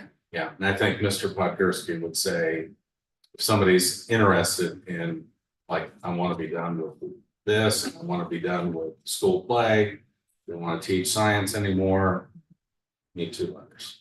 Or the letter needs to include. Both. Yeah. Okay. Okay, so you answered my question about the guidance counselor. You said they're on a 184-day contract. Like the teachers. yeah. Okay. Yes, and I just get the full 10 days plus some money, whatever. And have we got to the art trip yet? Nope. Nope. Yeah, okay. That's all I've had in that area. Next one. Natalie. Okay, sorry. Item A under the recommended, just want to, sorry, Which part am I going to? I'm sorry, Which part? A, she said. A. Oh, okay. I'm sorry. There is Did I not? I'm. You said saying A. that right. Okay. All right. This one. Well, will they get one-year contracts? Other than the EL coordinator, will that person receive a one as well? Are they anticipating? Yeah, in accordance with our negotiated agreement, they get 1 year, yes. Okay. Mhm. Thank you. And then, on the, sorry, didn't get down, maybe E, oh, sorry, actually, apologize. On B, it is B, I'm sorry. That's okay, here we go. Those are, nice charts that give the, detailed information. And those are, I haven't cross-referenced even a couple of them, but I'm assuming those are based on our new contract, that their new contract that's in Yeah. place Yes, for all those. And then on the admin contract, was that originally a 2-year contract then? Going to a 3-year? Yeah, for the, oh, You yes, coordinator? I'm like, what? I'm sorry. Yeah. Yeah, it's getting late, I'm getting touchy, I apologize. No, Jennifer Mason is our EMIS coordinator. We initially hired her in with a 2-year contract. She's completed that. This is the end of her 2nd year. If I could give her a 5, I would. Because she has, you know, and I can, but I didn't know how the board felt like, so I wanted to go with 3 at the very least. I mean, she's brought in millions of dollars for the district, and I think it's really important we sort of keep her, you know, especially as we grow. So she's been working full-time as the EMIS coordinator, and she's also been willing to help out with other items as we go along. So she's, you know, she's gonna be one of the fingerprint girls, you know, and all of that. So she's doing that training and has experience in that area. So yes, I am recommending a 3-year contract for Jennifer. She just finished her 2. Thank you. I just couldn't remember if it was Yes. 2 1-years or if it No, was she had it 2 too. She's considered administration, and it's either 1, 2, 3, 4, or 5. So, yeah, asking for it would be so important. Thank you. That's great. And that's all. Thank you. Well, that's me. Oh, wait, so I have a question about that. Okay, no, that's fine. Is there a way to modify the sublist that we're given, or is it an all or nothing? Modify how? How? Like say yes to these people and no to these people. So, yeah, if we get feedback that, you know, a sub is not getting it done, we can ask that sub be removed from our list. But we have to allow them in our district first. Yeah. We're desperate for subs, just about every day in this district in all 3 buildings. So,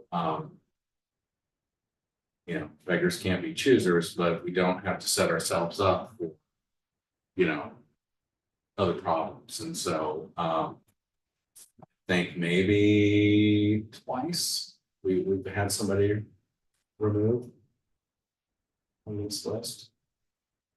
And is So- that ESC list the sub list? That is our sub list, yeah. That's everything. Yeah. Yeah, when they hire a sub, the sub will say, yeah, I wanna work at Bethel, blah, blah, blah, wherever. And if it says Bethel, then they go on our list. Okay. If we don't want them, then we have to sort of tell the ESC to sort of unclick them, they're not eligible for that one.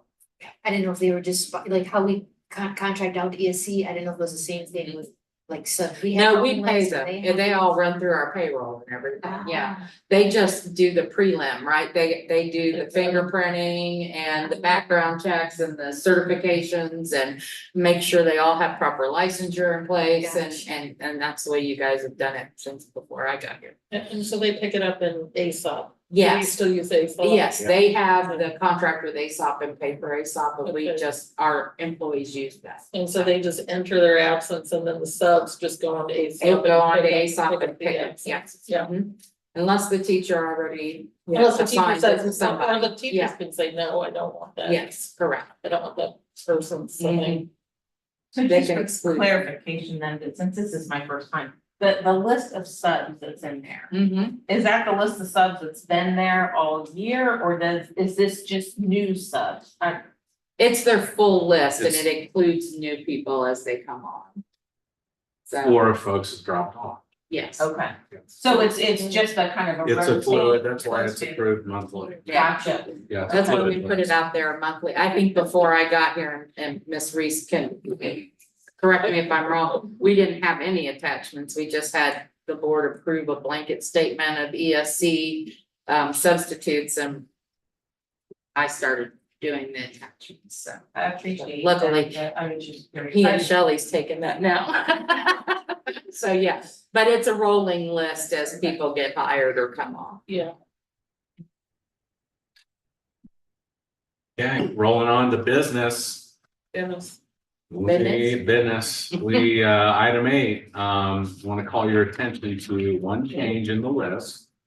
If we look at 5330.05, we're moving that to the winter update, which we're going to be meeting with Mr. Barnhart, of course, here in a week or two. In the packet, it still says, rejected. That is not, we're bringing it back. After speaking with our nurses and the will of the board, we're going to bring that back. And, but there are lots of check marks and stuff. We're going to have to go and get explanation from our Neola rep. So that is out there. Everything else should be good to go for your approval. There's still one other district out there. Has done their fall update. Questions, so I'm gonna burst some bubbles. You're the newbie, yeah. Yeah, So, rescinding policy, 5113. Yes, it has some scribbles through it, and we just stopped doing scribbles because we were taking it out. Is it gone once we strike it from our books? No, we belong to Neola, and or if it was OSBA, we could call them up at any time and say, we'd like to bring that policy back. And they'll send us the template, and we'll do what we're getting ready to do with the medications, 5335. So the Chromebook purchase, we we're not using the iPads. We're starting to go more towards the Chromebooks. Cheaper, get more, they're much improved. I'm an Apple person. I wouldn't say they're as good as Apple's, but they've come a long way. Gotta get that big in case Jason's listening. We have a really exciting student club proposal that I've been talking to Mr. Watson about. And so we do have, if you've been around our theater and our music or performing arts programs, we have a lot of kids that are in support roles and doing the soundboard technology and those types of things. And we're trying to find a way to bring them together in a club and give them something that they can belong to, and to help, selfishly help support like board meetings, and when there are rental groups that want to use our facilities, instead of Jacob and Jason always being that person, is now, maybe we can employ some of those kids that, obviously the upperclassmen as this thing gets going. But we know we have those kids that have those talents, and trying to bring them together and put them to good use. So hopefully get the board support on that. Excuse me. So the fencing, we were only able to get 2 bids, Allied Fence Builders and Superior Fence and Rail. And so I will try to get a better map, working with Peterson to try to get an overhead shot in their gallery of pictures of the place. But if you think about the north end, which is the kindergarten, that kindergarten exit, it would be, there's a corner 15 feet from it. So that fence would start there, go to the culvert, head all the way up to about where the line that goes to the propane tank. It's a big fence. It's like, almost 1,200 feet total, and then, run all the way to the propane tank.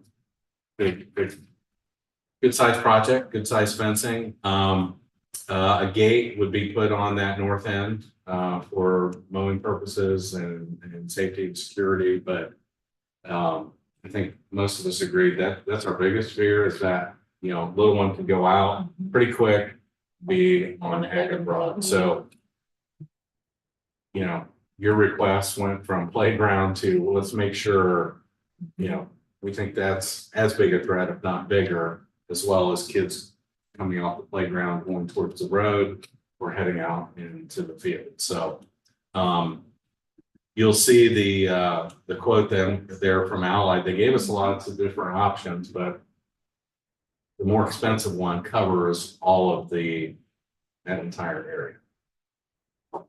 And then it comes across the parking lot, right, and incorporates the playground back up to the building. It doesn't close off the playground from that sidewalk. But So it's like a perimeter. So what about the kids playing near the parking lot? Because that was what originated this whole thing was that we and stuff like that going through the parking lot and then the little kids are right there playing. In speaking with teachers that are on duty, they've just not run into that threat. They put cones across and they've just not experienced traffic coming through and that far into that area. And again, sometimes I park out back there. Usually it's before lunch, so I can go through the cafeteria. And it's pretty much a dead area. So, I mean, we could look at that. It's just gonna really gonna chop up that area in the back, as well as far as kids lining up for buses. And Yeah. Mrs. Campbell, go ahead. I'd like to hear your perspective. He's correct, because for elementary, we do have it where teachers aren't even allowed to park so far down, if we park back there. And we're only allowed to park against where the propane tank area is. So even the cars are stopped that could leave. And our playground area, we have cones and the kids know the cones. They know where they can and cannot go. I've been back there several times, well, there all the time because I'm duty. But we have not had any issues, and honestly, as soon as we see a car even come around, you see teachers start to walk that way, and I'm one of those, I'm automatically looking and, and the kids know, stop, can't go anywhere.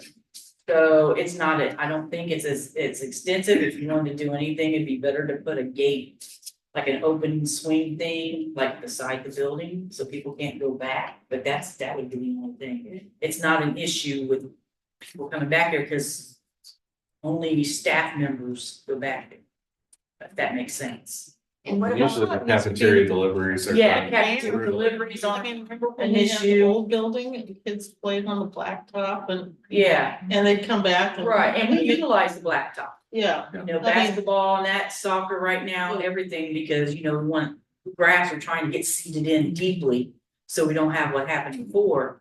But, it's not an issue, because even the play area where we are is even further away from where deliveries would be made. So there's no need for a truck or anything to come where the kids are playing. And how about field trip buses? Because there was an incident too where a field trip bus happened to come in at the same time, the kids were lined up and there was some parent concern on that too, but you don't see any of that either. No, because we can always come further back. They don't have to go all the way up. They can stop before they get to the kids. So bus drivers are very attentive for that. I mean, and so would educators be. So no, they can come, but it's big enough. You can have 3 or 4 buses pull in, it's not an issue. Okay. Yeah, and they wouldn't have to go around the kids or anything that way. Yeah, so it's secure. Yeah. Would this be part of the facilities fund? Is that what you're anticipating? Yeah, it could either be part of the facility funds, that's what I would recommend, or we can look at permanent improvement funds, because hopefully this fence will have a life, span of over 5 years. So we'll certainly look at both, yeah. We would hope. Thank you for that update. Yeah. Thanks for getting. Appreciate it. Last item then is we will have a complete list of the class of 2024, and we hope will be participating in commencement exercises at the end of May. That's those are the business items.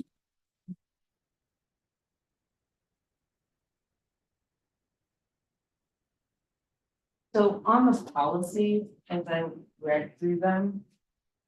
Felt like there were still a lot of issues. We wanna go through them now? Okay. I mean, well, let's start with one and see, like, what exact, so this is how I got to his office. Because I had all these questions, so we can, let's do it right here, right here. So the, conflict of interest, first of all, why are we getting rid of he, her, him, she? That to me seems silly, I think it went to, just from what I remember. that they can do whatever they want, but I think we should keep him, her, he, she. Oh, I I think, didn't read it as that, but yes. So that's one thing, because it seemed, at that point, it seems like we're just changing it to. We're just changing a word that doesn't change the policy, so why would we do that? So I think we should keep gender specific language, that's just me. The 165. Under regular meetings. Oh, and I think you put this in there today because it wasn't changed. So it should read the board. It should not read the board president. right, took that out, and he Okay. updated it. Okay, well, it wasn't updated when I looked last night. No, So- just, that was literally right after. I know. So I'm just telling you that, because I spent a lot of time looking through the crazy. Can I? Yes, go Before you for go, on that one, so you're saying for item A. It's gonna read. It shall be the responsibility of the superintendent and treasurer. In cooperation with the board, to prepare an agenda of the items of business to come before the board at each regular meeting. That's what we're doing now. Yes, right? Yes, That's what the this work meeting session is, yes. Yes. Yes. And then item B, I was just looking to see if that changes. I just wanted to, make sure that everybody fully understood before we had to vote on it. Should be, And then under C, it should say email, not mail. I think it still said mail, or maybe it, I think he added the E. okay. And so my issue was, the use of the word generally, because I think it is expected. Instead of saying it's generally expected. Say. Expected, it should, and so I would say, let's remove the word generally. I will say that these are a lot of the comments that I made when I started this. And when we get too restrictive, that's where we run into problems. And so we have the administrative guide as well that supplements some of these. And if we start getting too specific, we run into problems where we can always go above and beyond, but we can't go back. Does that make sense? So like read what you're. So it says generally, the agenda should be emailed no later than 2 business days prior to the meeting. Or delivered so it is to provide time for the study of the agenda by the member. So I just think, it could read, the agenda should, it still says should be. The agenda should be emailed no later than 2 business days prior to the meeting. I mean, I think generally, if I can just, in my opinion, I think generally is added for like regular meetings and work sessions. The rule is 48 hours in advance. That's what's in the Ohio Revised Code. But if you're having a special meeting, we don't have to send notice, but 24 hours. And if you have an emergency meeting, it could be that evening and we just have to send the notice immediately upon, you know, when we decide where the meeting's gonna be and blah, blah, blah. So I think that's why the generally is there, because generally references your regular meetings, which includes, you know, it doesn't matter if we call them work sessions or retreats, anything like that is still considered a regular meeting, and that's the 48 hour. That's just my 2 cents, but And that's what I'm that's, saying, that if we take out the generally and make it too restrictive, now we have to write in something else specific for the other meetings. So generally that is the case, but there are generally, it we exceptions. is referring to, like, in my opinion, regular meetings, but, you know, we do have specials and we haven't had to have an emergency, I hope we don't. Have to have one, you know? But yeah, so I've had them in other districts, but. Yeah. So my 2 cents on. it's fine. I mean, just again, reading through this, it seemed redundant, but, I'm sorry, read, I'm done on the regular Okay. meetings, yeah. so I just wanted to read item B, just because, I just wanted to make sure. Is it gonna also mention the board in there? It reads the agenda of the regular monthly meeting or special meetings shall be, and then, shall be recommendations and supplemental materials from the superintendent and treasurer on information relating to the district. I guess that's just in reference to the information that's gonna be included, or, okay, I mean, generally, the agenda is built by the superintendent and the treasurer. Yeah, I mean, With the the- document that we're all looking at tonight, you guys didn't do that.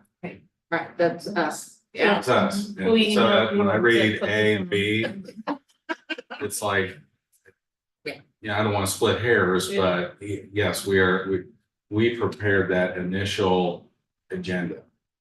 You, through this meeting, are able to edit, add, change, or whatever. And so we wanna come up with some, you know, if that's what in cooperation with the board means, I'm game.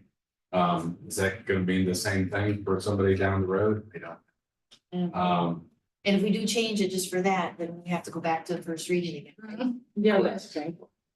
I'm just asking, because it says recommendations, and then the one above it, A, talks about preparing, which to me is more like entering, but.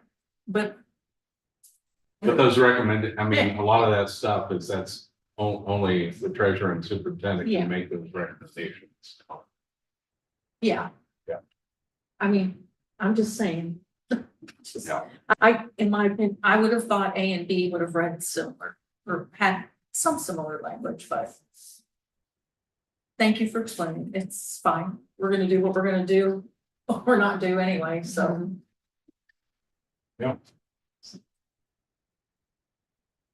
So under the 3rd grade guarantee, it's stating that students entering the 3rd grade are expected to demonstrate a certain level, and I know that the state's getting rid of that 3rd grade guarantee, but, I mean, I would like to see us keep the word must, must demonstrate a certain level of competency in reading. Again, maybe splitting hairs, but I think that having the expectation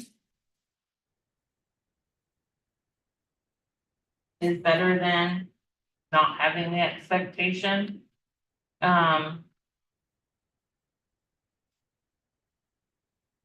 So it says all students entering the 3rd grade, as it reads now, we approve it with the recommended changes, that all students entering the 3rd grade are expected to demonstrate a certain level of competency in reading before advancing to the 4th grade. Versus all students entering the 3rd grade must demonstrate a certain level of competency in reading before advancing to the 4th grade. But I think if you put must, then that means you can't go into the 4th grade, and they can go into the 4th grade, even if they're not reading at the grade level. Because there's a waiver out there now that the state created that says if a parent says that their kid can't read, they're still allowed to go. So must wouldn't really be interesting.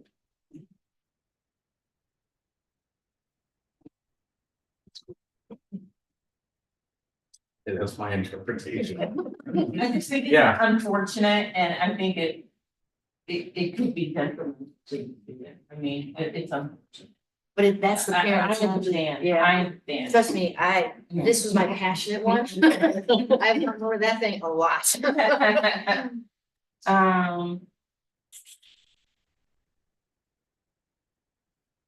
So again, in that same vein, it says, I mean.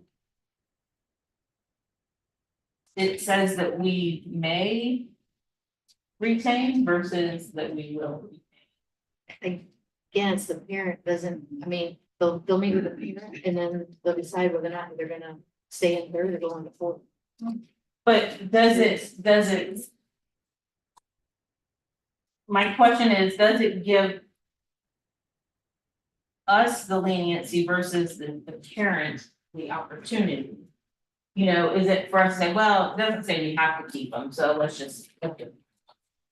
You know, like, I want us to have the standard. That. This is where we expect them to be. If the parent overrides that, I get, there's nothing that we can do about that, but as the school, I think we should have that standard. That this is our expectation and this is what we intend to do. Parent overrides it, that's outside of our control because that's the law, that's what they're required to do. But our policy says, this is our expectation and this is what we expect. So my concern would be, what if that kid is reading 2 grade levels behind?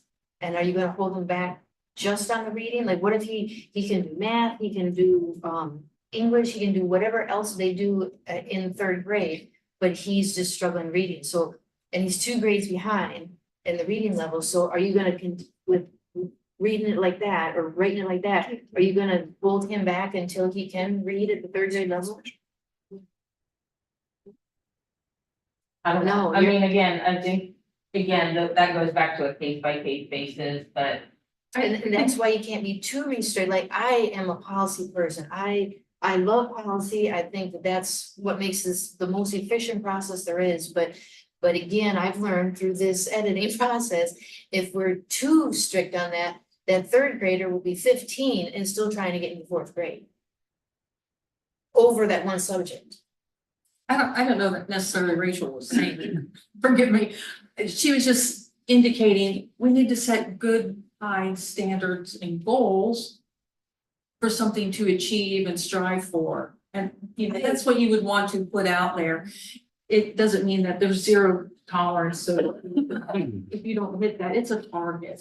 I think that's all Rachel was trying to say. But it just sounded like she was trying to get specific that if you do No, not. because I meet think that the policy Yeah. still have a lot of wiggle in it.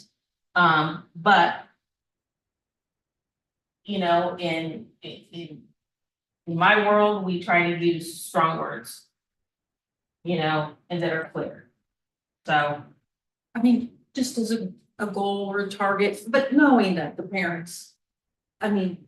That And would even be, the teachers and stuff. yeah, Because it's that's, a team of people that are Right. gonna review that together and make that Yes. collaborative decision. right. But why not set the bar high? I think Well, that's where, I think that's what 3rd grade reading does, is Yeah. that I wouldn't say that their standard sets it high, but that's what initiated was to make sure that the kids are reading at a certain level before they move on. So I think that bar has already been set through the law. But yeah, you're right, there's nothing to say go above and beyond, but just from a person who's experienced having to go through that, because it already says in here that the parent has class set. yeah, I mean, it's that waiver that they added in Mhm. last year or whatever, so. So, Well, ultimately, even after the team gets together and says your child's struggling and you send the letter, the parent has to sign, yes, I Right, agree, or right. no, I don't. I mean, Right. it's their kid. I mean. right. So under. Okay, so my pages aren't numbered now because I printed it off and they're not numbered. But somewhere in there, in a similar area, talks about science of reading. Is that a program? Because if it is, it should be capitalized and it's not. It's a new initiative that. Mhm. came out But if last year. it's an initiative or a program or something, then it should be capitalized. And it's- So that would, it's in here somewhere. I had, it's on page 8. But that is not helping me right now. I think that was only like 5 or 6 pages, so. like- Yeah, right, Yeah. 56 pages, you know, so, anyways, it's in there somewhere. It's under, it's the first big paragraph under it's, the second to last Oh, yeah. of the first big paragraph. It's D. Paragraph 1.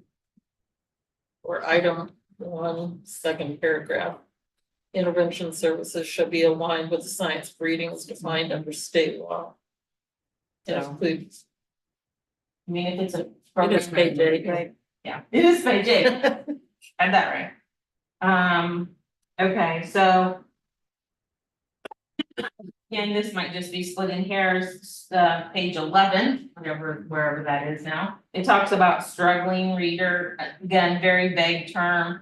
I don't know how the district is evaluating that or how the district, you know, is it any student that's not reading at grade level? Is that what we're calling as, you know?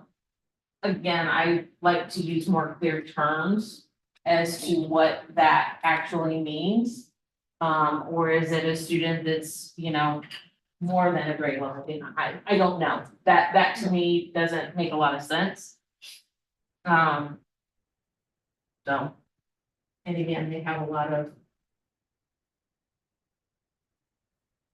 Yeah. Other science of reading. It's not capitalized in state law. State law not. doesn't. No. They don't, it's not. Oh, so it's not a, okay. Very good then. Use of medication, again, just keeping his and her. The naloxone policy, again, seemed incomplete, but then it was explained that there's a lot of things that we're still looking into as far as that goes. So hopefully that will be. I think that was the template. That's Yeah. what it comes to you. Narcan, yes, I yes, mean, yes, that's what it looks like. yeah. You get them from the. Lots of parentheses for us to go through Drop downs. Unreasonable break for nursing mothers, again. Why are you using their, that's only an issue. Volunteers for athletic activities, the third line down, it still says ODE, I think that needs to be BW. It says the permit is paid by the district. Is that, like, has that always been the case? How much is that? About how many is that per year? We actually just added that as a bonus to somebody who's willing to volunteer that. Got a nice touch. Is that okay? Do we know how much that is? What?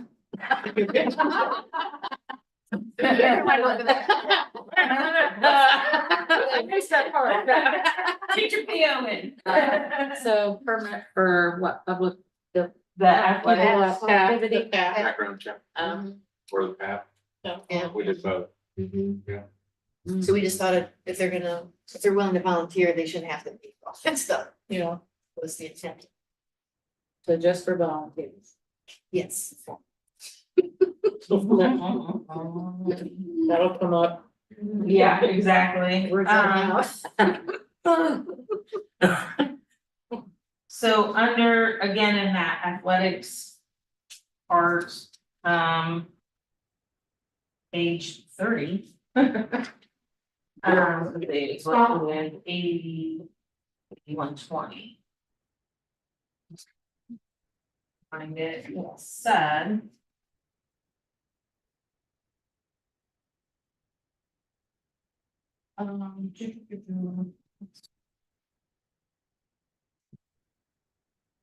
Something about, if criminal records check, I don't know, I think the word either maybe needs to be removed. Yeah, I was gonna just get with you offline on that one, but Yeah, because we took off the end of that sentence, yeah, and so that's why the either, so. so, and it is, it says now that the superintendent is responsible for notifying volunteers of policies. Why does that not fall under the athletic director?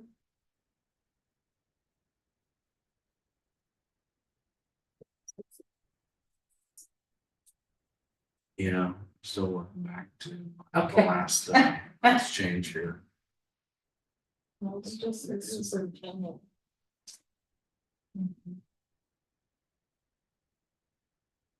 Usually it'll say superintendent and And or as a designate. community does. Yeah, Um, he can say to Mr. Smith, make sure, blah, blah, blah. either.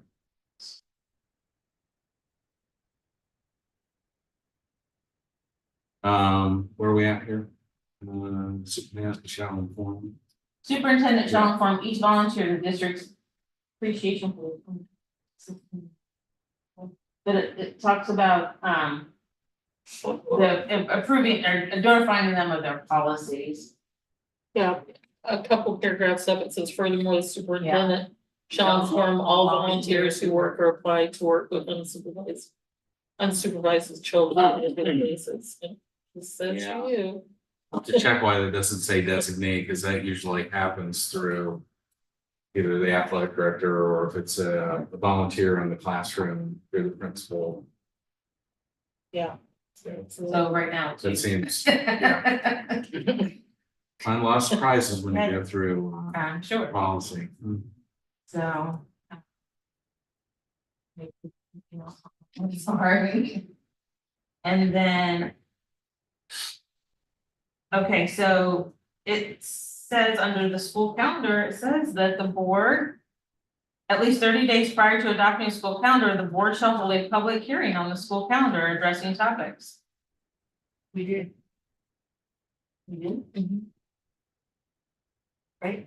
Yeah. When we posted it and then, It was, well, it was up for approval.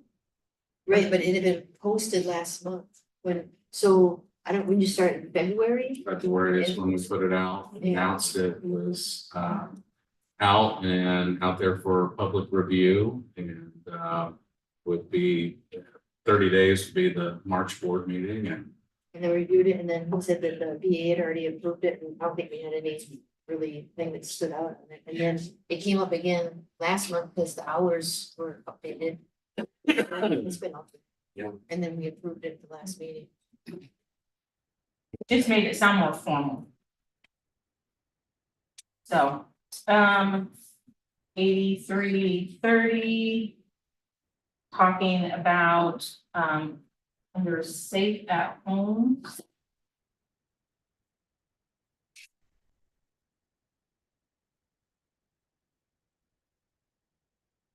Page 39. So we're taking, it says if a parent or adult eligible student, so we're taking away the word adult and just putting eligible student. And it seems like that was a new definition, a new term we adapted it. So, but it's peppered in there. Throughout that paragraph, where it says adult student instead of eligible student, so it needs to be consistent. Because it's in there 3 or 4 times. Easily. I don't find replays. I wish.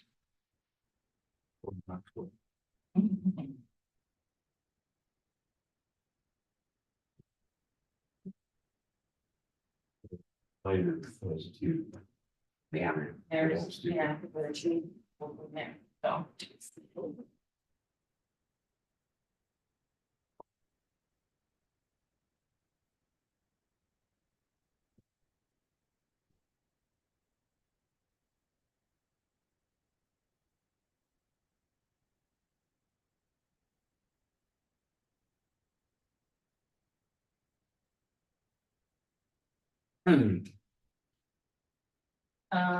And then.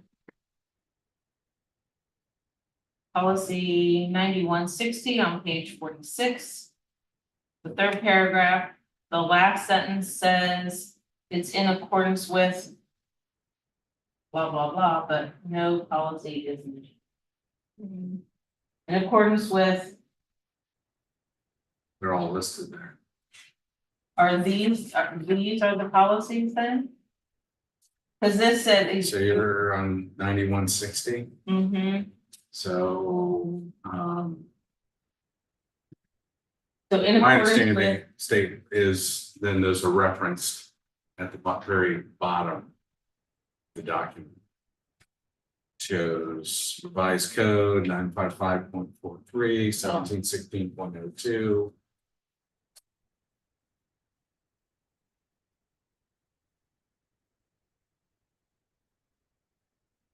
but it still says, in accordance with, policy is taken out and it just said 6600.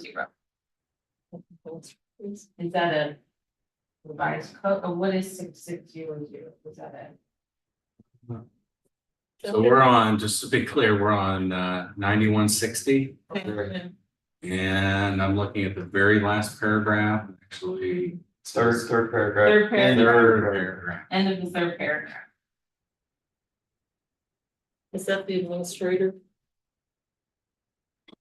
Well, Let's- okay. Thank you.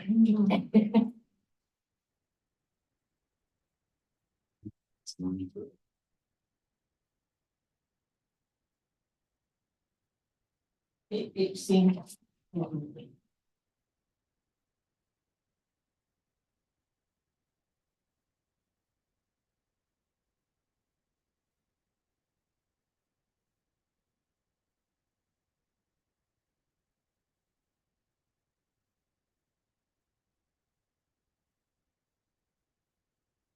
Page 47. Let me go on Yes, go that. ahead. I'm curious, Sorry.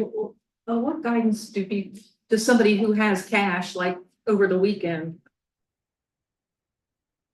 Shouldn't have. ask them to do?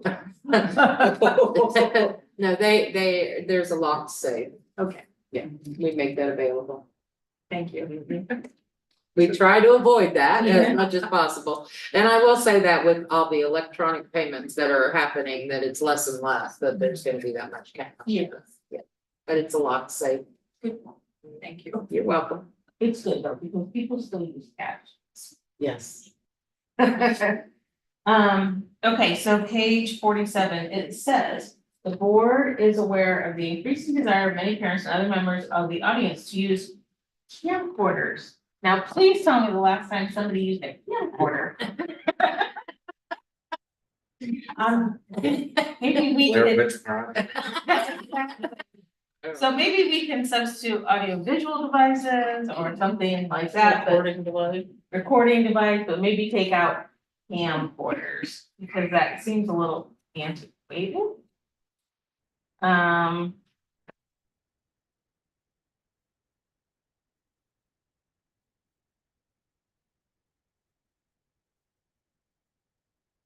So, and then it also talks about, 7230 gifts, grants and requests. Property becomes, the donations become the property of the board and used in a manner determined by the board, in accordance with legal policies and administrative guidelines. I just kind of think it would be good to specify that, like, if a donation is given for a specific reason, that it's used for that specific reason. Where this kind of makes it sound like you kind of get dumped into a pot. I mean, I know Well, you are. They say that because somebody can make a $5,000 donation and say, we want you to do something silly and crazy with it, right?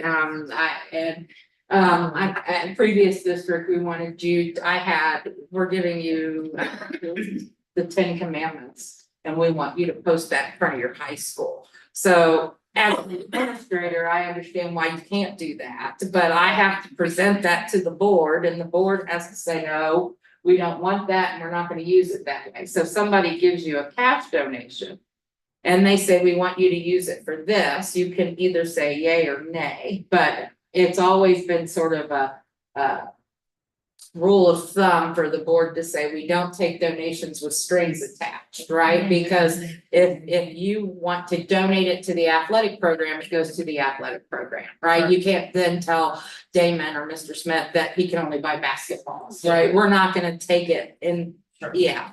So that's why it's That sort of, makes sense. yes, that's why the language is like Okay. that. Thank you. You're welcome. And that was all. So with those changes, those are administrative, other than maybe one, right? So for the most part, we can still. Yeah, just a little cleanup. I don't think you need to do another first reading. No, I felt like it was just Administrative, tweaking. yeah. Yeah. It's already out there. As long as we didn't change the content. No, I did.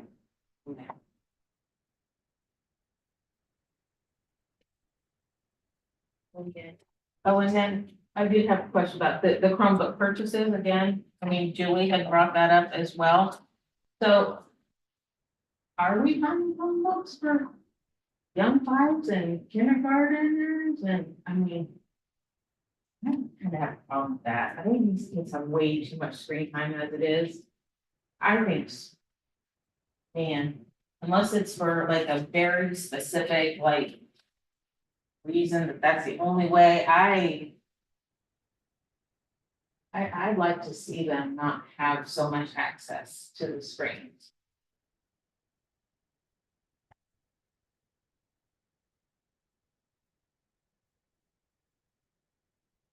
I also thought, and I'll go back, but I already thought we purchased K-2.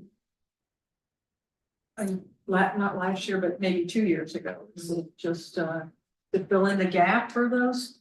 They're getting Chromebooks, they're getting rid of the Apple product to get these Chromebooks. I just. No.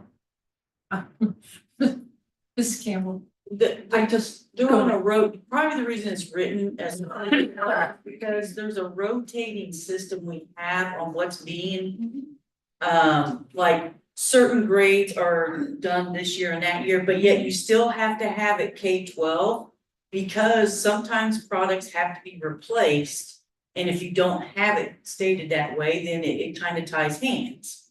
So and we also have certain programs that will only run on certain types of machines. Some won't run on Apple, some won't run here. So you have to have something accessible for that.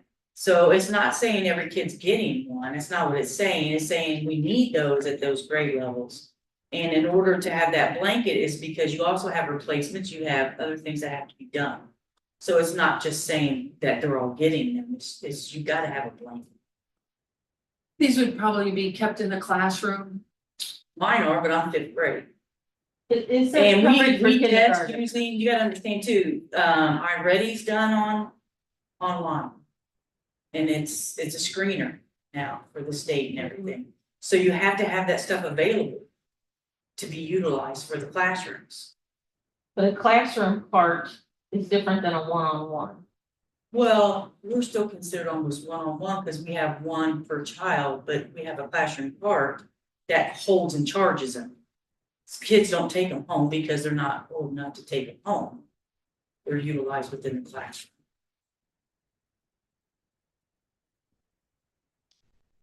And it's vital to their learning these days. You just don't understand how much stuff is online that is not accessible. It's unfortunate though, I think, Well, you know, because, I mean, Unfortunately, we're in a digital Right. age where that's where. I it just can think go. they get so much screen time. I would like to see them have less screen time. Maybe that's something we can work and keep it straight. As a vision or goal. Where are we at on the? Are we? Oh, well, I was just gonna say, I agree in general, that is good. That's why I was trying to figure out, you know, how much of the day is spent doing the iReady type things. Not as much as you think. Because we require 2 lessons a week to be passed, maybe 45 minutes a week. That's 7 days. So on average, 5, 6 minutes, 8 minutes on average. For iReady math, iReady reading, 16, 15, 20 minutes a day max. So it's not like it's used the whole class every day, all day. Yeah, okay.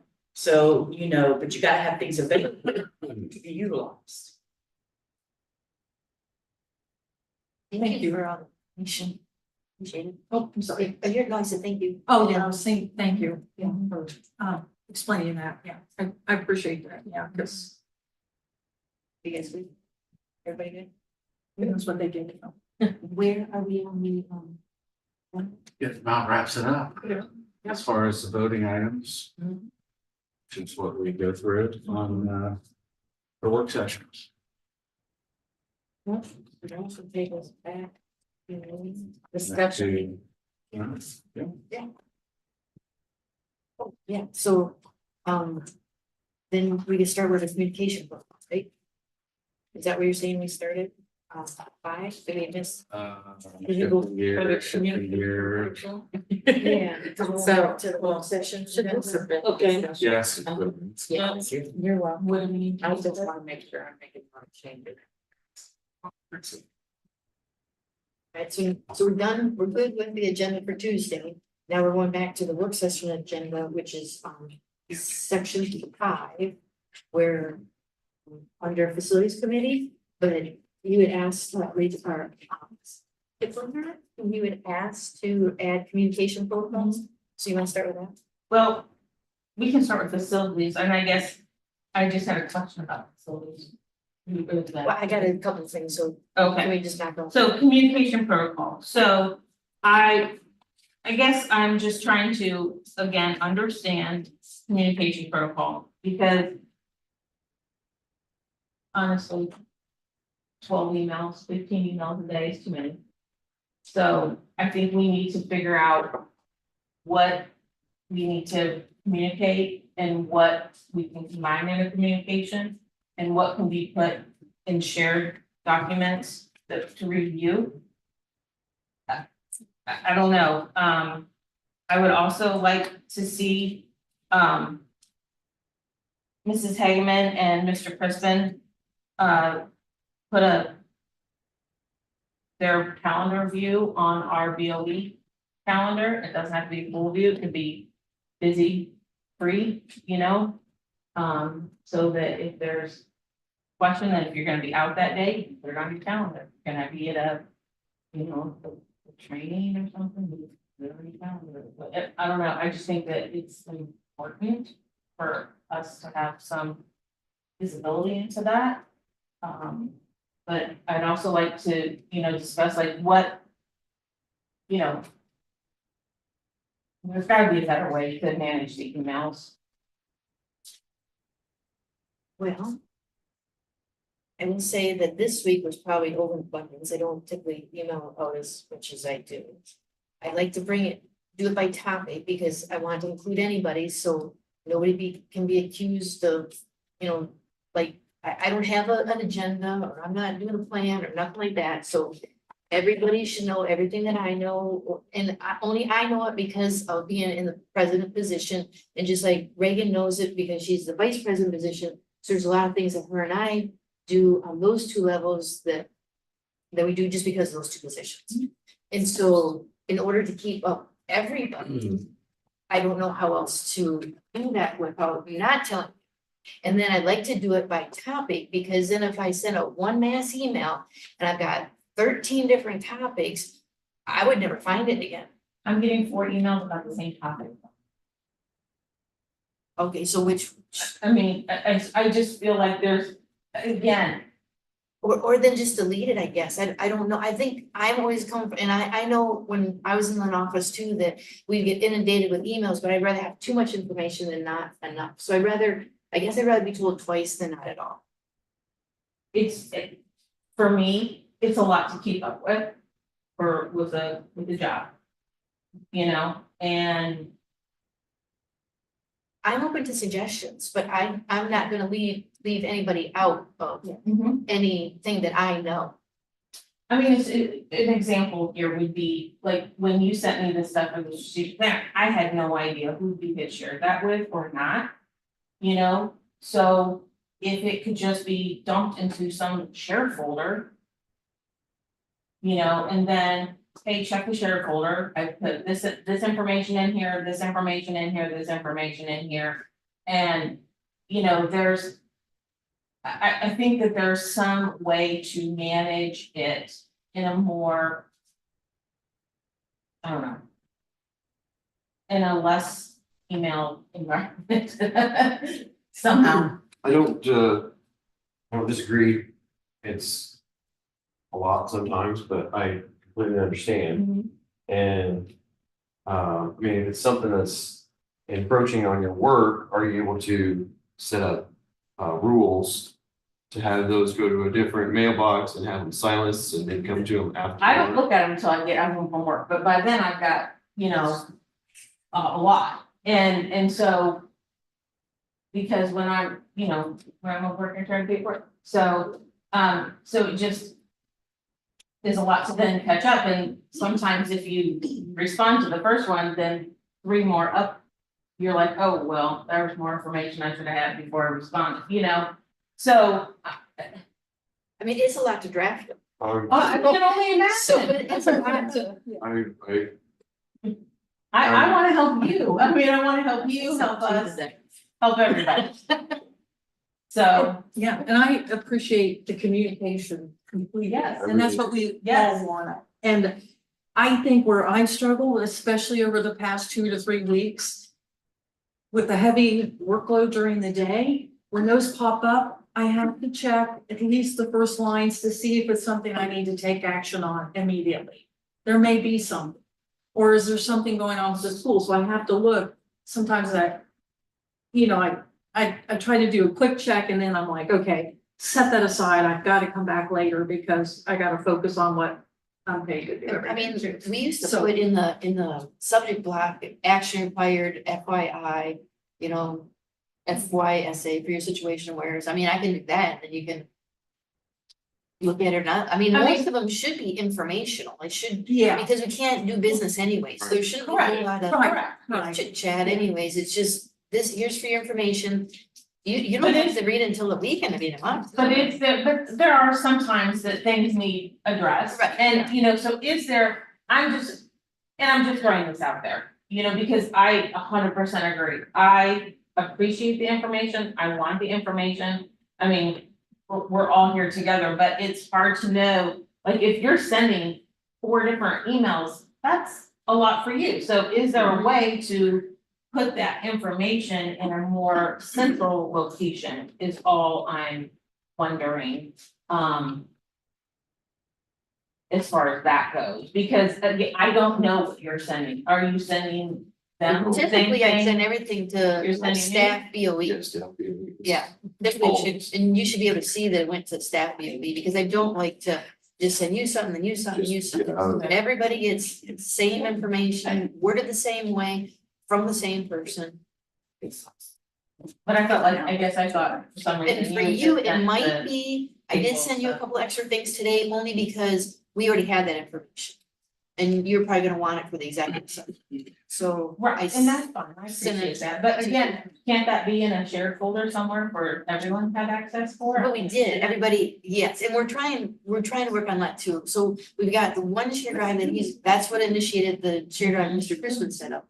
But I can't add to it, remember, I can't do Yeah, it. we need to have our own shared drive. Well, and I have all the folders all set up and whatnot, but I haven't got to that part where to share them to tell everybody what they are. I just haven't had a chance to get that part. I do have it developed and outlined, and then we just need to go over and see if that's the file plan that we want.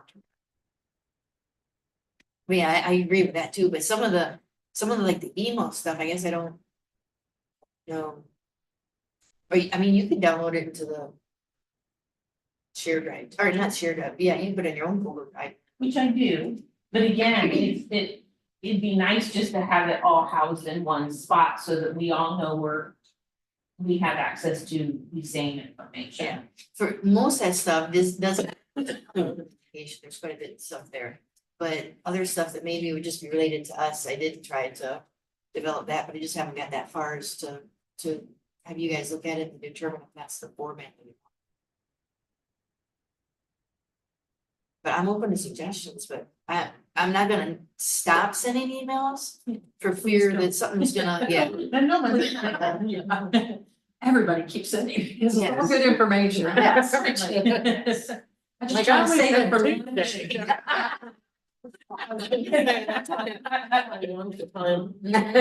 Just said, I'm in training, Uh-huh. Mhm. here's the certificate. You're And all in that's why- compliance now. That's why, that's at midnight, because I can't during, sometimes, right now I can during the day, but as a summer hits, I won't be able to. We should put that more than one night.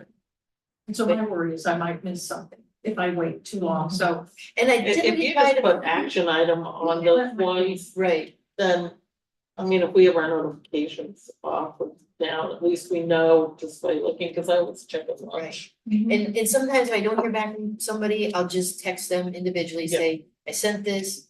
Do you have any problems? Or in the email, I'll say, just email me if you're against it, and if you're not, then I'm just gonna press on. And then that minimizes how many emails that we have to do too. Yeah. So it just said action, and Right. that would help. Mhm. So yeah, I'm open to suggestions, but I'll do that, I can.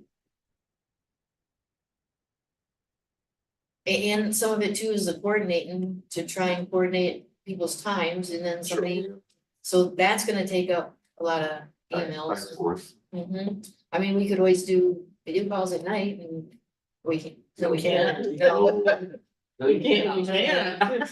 No, I mean, No, we're not. for not for connecting not us, Zooming but for tonight, no. information only, I can send out saying, we're having a meeting at this time, are you available on this date? Yes, you I can do I that. can do that. But again, I think if we have, if everybody has their calendar on the calendar, then you can see, and then you can just double check availability, you know, you'd be able to see if people are. Yeah, so so I work on Windows, that worked well for me, and Microsoft Office, but I have no, I've got so many Google emails now that I can't manage my calendar like I could on Microsoft. Yes, it was so good. This is not as productive as Oleg was. It can be a friend. Okay, well, it's not right now. I know it's not, and it takes me And a now I hot have, minute to get yes, used I to have it, my but we invite are a and I Google have the campus, the so. calendar invite that comes up on the same thing when. Cause I have 2 invites to the same meeting. Well, let's think about it, come up with some ideas. Yes. And let me know, and then. Okay, and then, are we good on communication then? Well, I mean, are Mr. Crispin and Mrs. Hagman able to share their calendar with that BOE calendar? I don't know, like I said, I haven't been able to see a calendar like you're talking about, so it's Outlook. I don't know how to, I haven't been able to, I can see a calendar, I guess, are you saying But that? you can set up your calendar to share with other people, and then they can see that you have visibility that you can set up. That you can say, hey, you can see everything I do. Mhm. Or you can say, you can see if I'm free or busy, Oh, I see. which is nice. You know, you can see if I'm in the office or out of the office. You can see if I'm out sick. You can see, you know, you can see some of those things. Like, we wouldn't necessarily have known if Mrs. Hagman was at a training today, but we would see that she was, you know, out for this chunk of time. So I think that Okay, that is like. it is helpful, and it could be super helpful for you in trying to set up some of these meetings. And again, I'm not looking for access to the calendar, I'm just looking for visibility of free and. I'm not running into any problems here or anywhere else as far as probably one of the few superintendents that sends the entire district his calendar on Sunday night. What I can tell you is usually by Monday that changes in lots of different ways, and to be honest with you, not everything gets entered. You know, things happen on the fly, and you're called away, or somebody needs to see you, or you have to go to, you know, those types of things. So, yeah, I get, to me, it's like, it's not growth. Probably extended courtesy that you'd be hard pressed to find in any other district. Yeah, I don't know that we've had any issues connecting.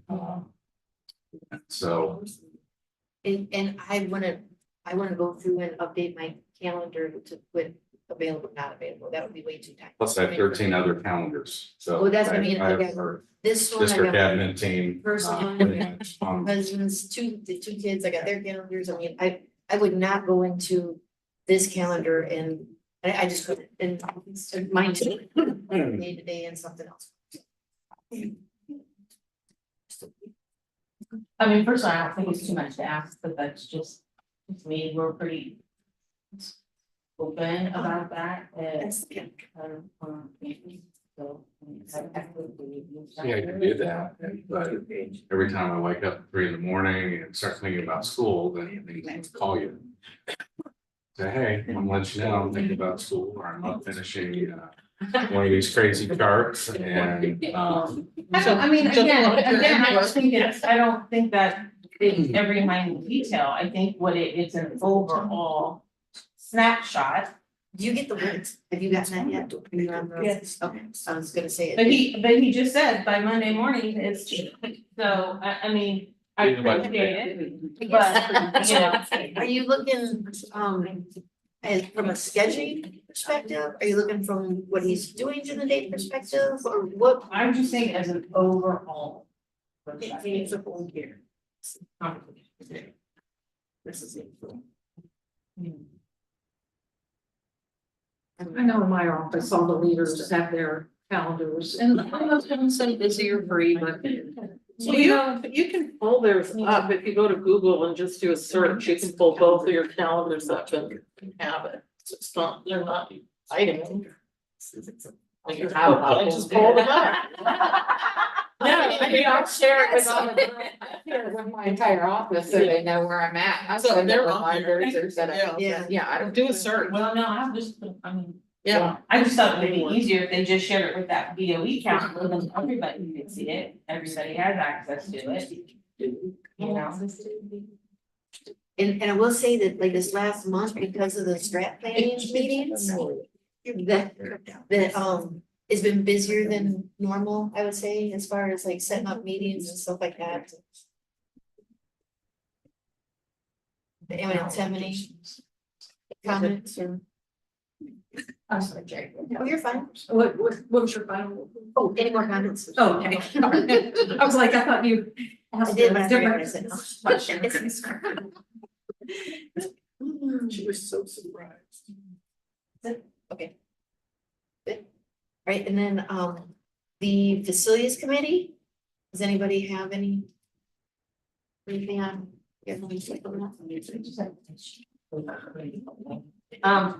So is that TIF money still being set aside into a separate account? Yes, it was set up for 10 years. We have 3 years left on that, I think. So 30% of all TIF revenue goes into the 07.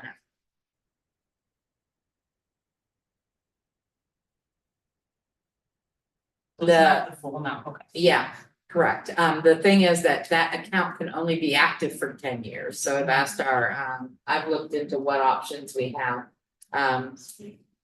Does it have to go back to general fund? Does it go to, can you put it in a PI account so that it is earmarked for our needed construction and things of that nature? Those are the things that we're all researching and trying to come up with the best options for the district. So, yeah, so we have 3 years left on that.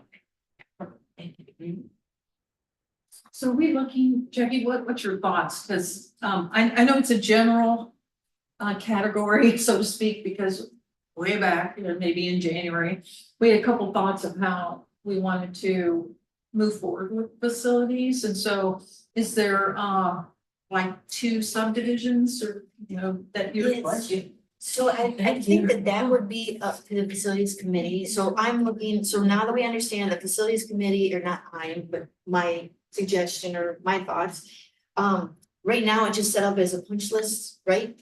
Basically wrapping up the punch list and kind of doing that thing. Yeah, we're transitioning out, so. Right, so that's where I wanna start the transition now, to move into that. So I'm thinking it would have 2 board members on it. It doesn't have to, it could have all 5, it could have at least 1, I would say is minimum. Because it is a board committee, so it has to follow all the sunshine law, so it doesn't matter how these are. But I I would personally suggest that the chair would be a board committee person. Because the board is the one that sets the vision and they should be the one that's directing the facility committee as far as what we need done, what they need to research, and do it. And then we've also got some community members. One, Julie's already on it and she wants to stay on it. I've had a couple people reach out to me who also want to be on it. They want to focus on the sports section of it, like new fields and whatnot and that kind of thing. And so I would think that the chair would set that up now and start soliciting the members and whatnot.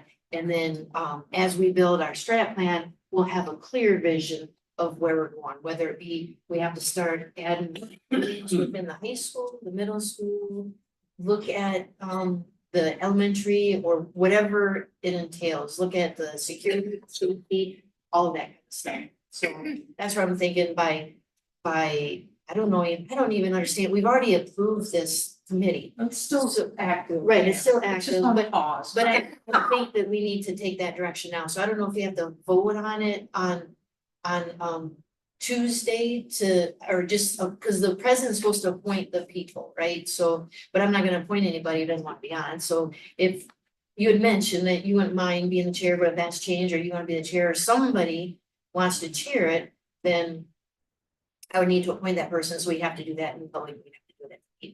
And then from there, then the chair can take it, then that's your baby, and then however you wanna set up the meetings, and then the committee will meet, and then share your visions, do your research or whatever, and then report that kind of stuff back to the board, or the board will ask the committee, will you look into putting 4-ball diamonds back there behind where the softball field is now, just an example. It's got to your ear.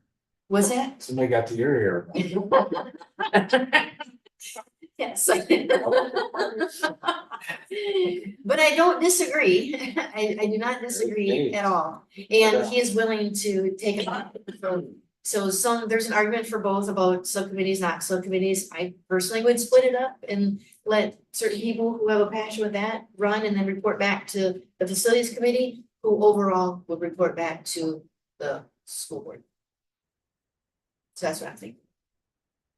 But we need to do it now. Yeah. Or soon.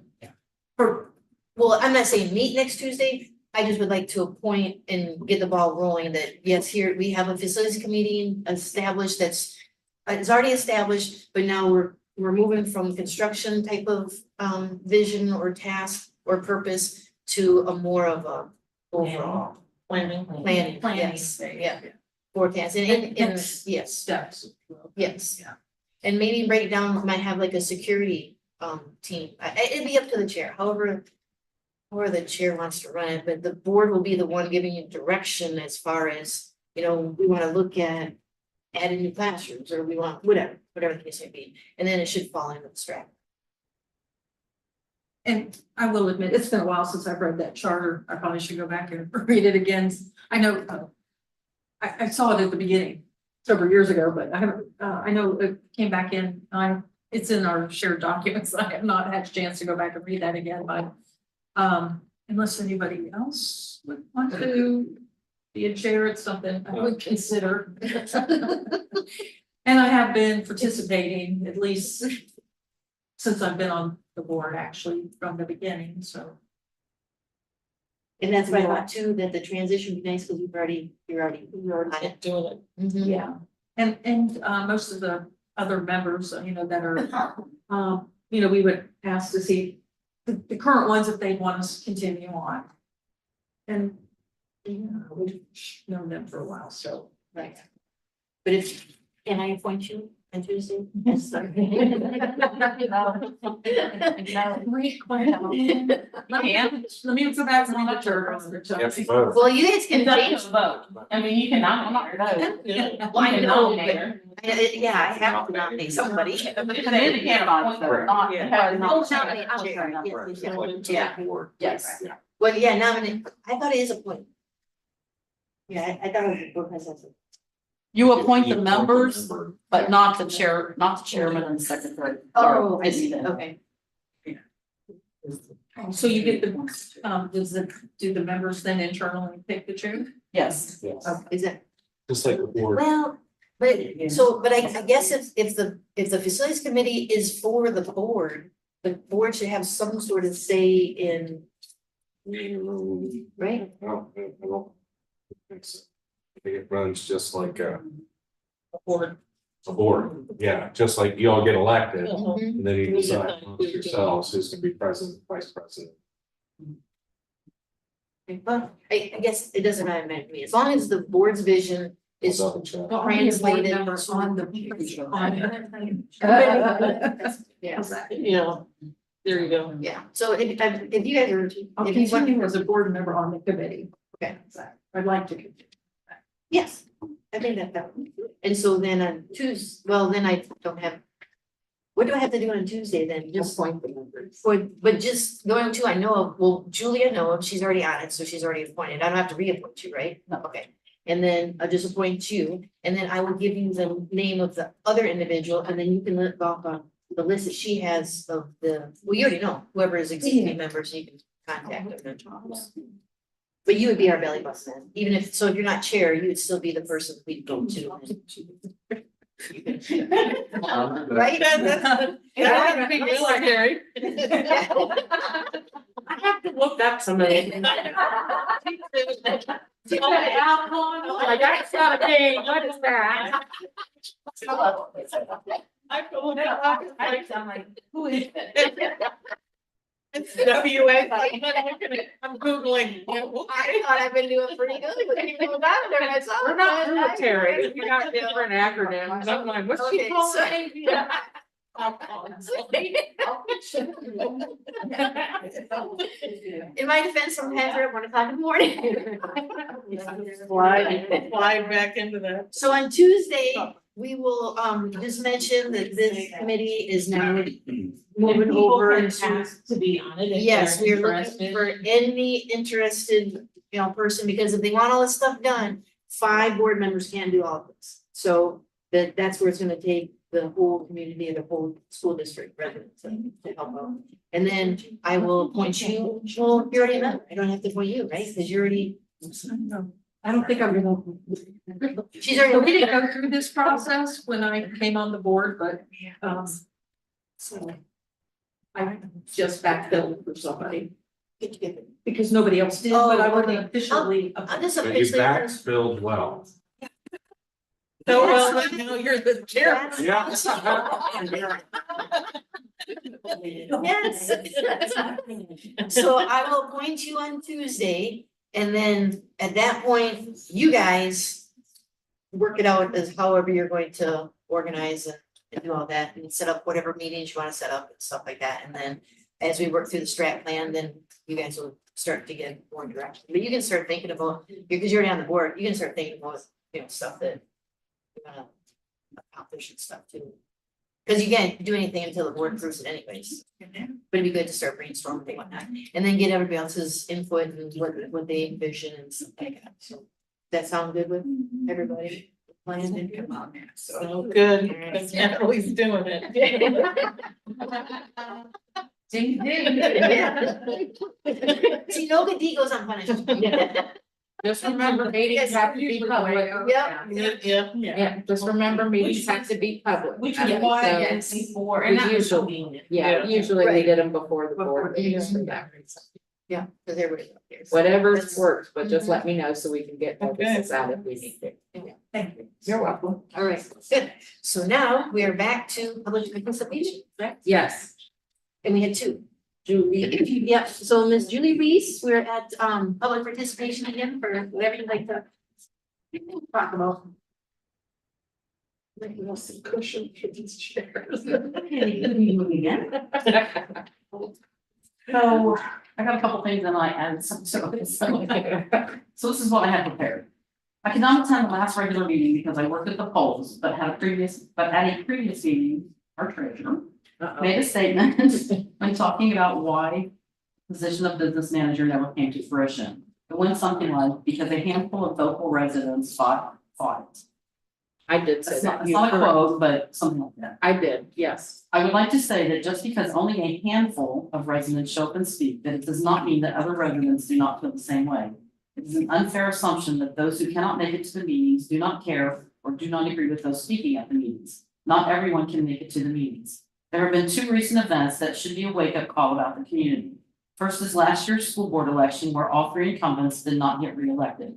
This should tell you that the community as a whole was not happy with the direction the school was heading. The second event was the recent levy vote on the ballot as continuing. Again, the board and school leadership failed to listen to their community. Tonight it was mentioned that only 20% of the voters participated in the levy vote, again suggesting that the community as a whole probably isn't against it. But for the record, it was actually about 24% of the registered voters who participated, and of those, 64% were against it, likely because it was floated as continuing. You have school district stakeholders who are willing to take their time to tell you how they and at least a portion of the community feels and believes. Please consider listening a little more closely and not writing us off as a handful of local residents. Okay, so here's some of my other questions still. The policy 5113 on open enrollment, I still we are rescinding it. It seems like we should have it written down as to exactly who will be accepted for open enrollment based on quantifiable data. If we remove it, we've lost it. We still allow some people to open enroll. So it just seems like that should be written down so that people can see the policy. For annexation, I just wanted you to know that previously a board had passed a resolution to only accept 100% of school funding when a TIF is in play. So not that this has any legal teeth, but it does define the board's stance in a resolution. And my last topic is, so the iPads. Just wanted you to know the point of having iPads is to expose our students to different operating systems, as Chromebook technology is not valuable in the real world. iPads by design lean toward creativity and are ideal for the younger students. Apple products are harder to learn when you get older, so again, it is better for them to get these when they are younger. I'm not sure why we take the iPads away and eliminate exposure to a different operating system. This is doing a disservice to our students. It is extremely disappointing and should be reviewed as part of the strategic plan vision before they are replaced with Chromebooks. It's also my understanding that when Chromebooks are needed for the classrooms, they are not needed for all students simultaneously. If this is still the case, we do not necessarily need to have a Chromebook one-on-one program for our youngest students. And on facilities, so I didn't interrupt before, but yeah, I believe that you only point the numbers, not that the committee then decides on the chair and the secretary. And also you must unappoint members who want off. So that might be something that you need to do Tuesday. And just so you guys all know, the committee can operate with 0 board members on it. Even if it's still a board committee, whether there's none of you on it or all of you or some number in between, and still follow sunshine. Thank you. And we have one more. Done. Sitting on the wall, funny. Donald G, sign 360 South Man. Thank you, Tina, for continuing that tax thing. I appreciate that. It's some student, let me play math. Okay, I like the 5-year tax thing. Has Belleville ever not passed a levy? Not the one on March 13th, 19th, because the levy did not, it's still continuing. Because I didn't want the ongoing. I like the income tax because it spares the elderly homeowners and more people who will be in there. How much does Carriage Trail bring into the system? How much do they cost us, the system? And how many students are they bringing in? Of course, I want you to answer that right now, Tina. I have no idea, and I don't even know how I could find out. I can definitely Is look, there yeah. a reason behind that question? Like, Yeah, to help us to argue why we don't want any more annexation. So you said how much money does Carriage Trails bring in? Because see, I don't understand tips, so their income tax or, And their costs and versus our cost to educate. and that's a good idea for anybody, for all our schools. Talking about how busy you guys are, I have meetings every night. Every night. So I appreciate you guys doing what you did. And see, and you made a statement, Tina, that is commonly misconstrued.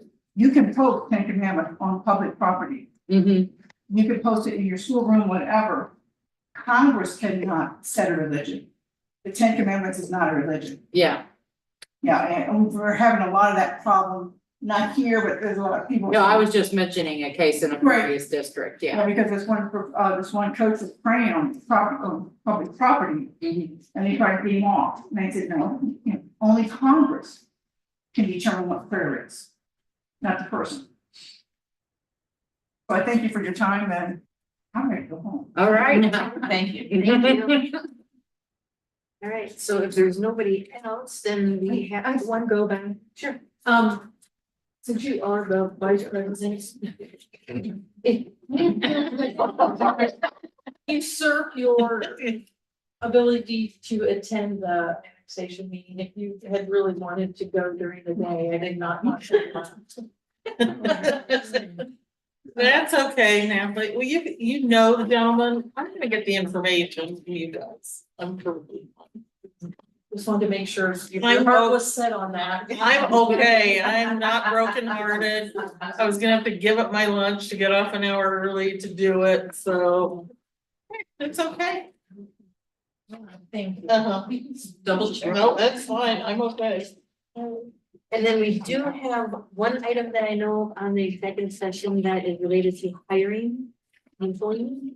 That would be the purpose for it, and then we won't have anything else after the executive session, so then we're just going to adjourn after this. No action. No action. Right. Oh, I did a motion, sorry. We're getting- Did you have something on your face? Motion to go into executive session. Give it any other second. There you go.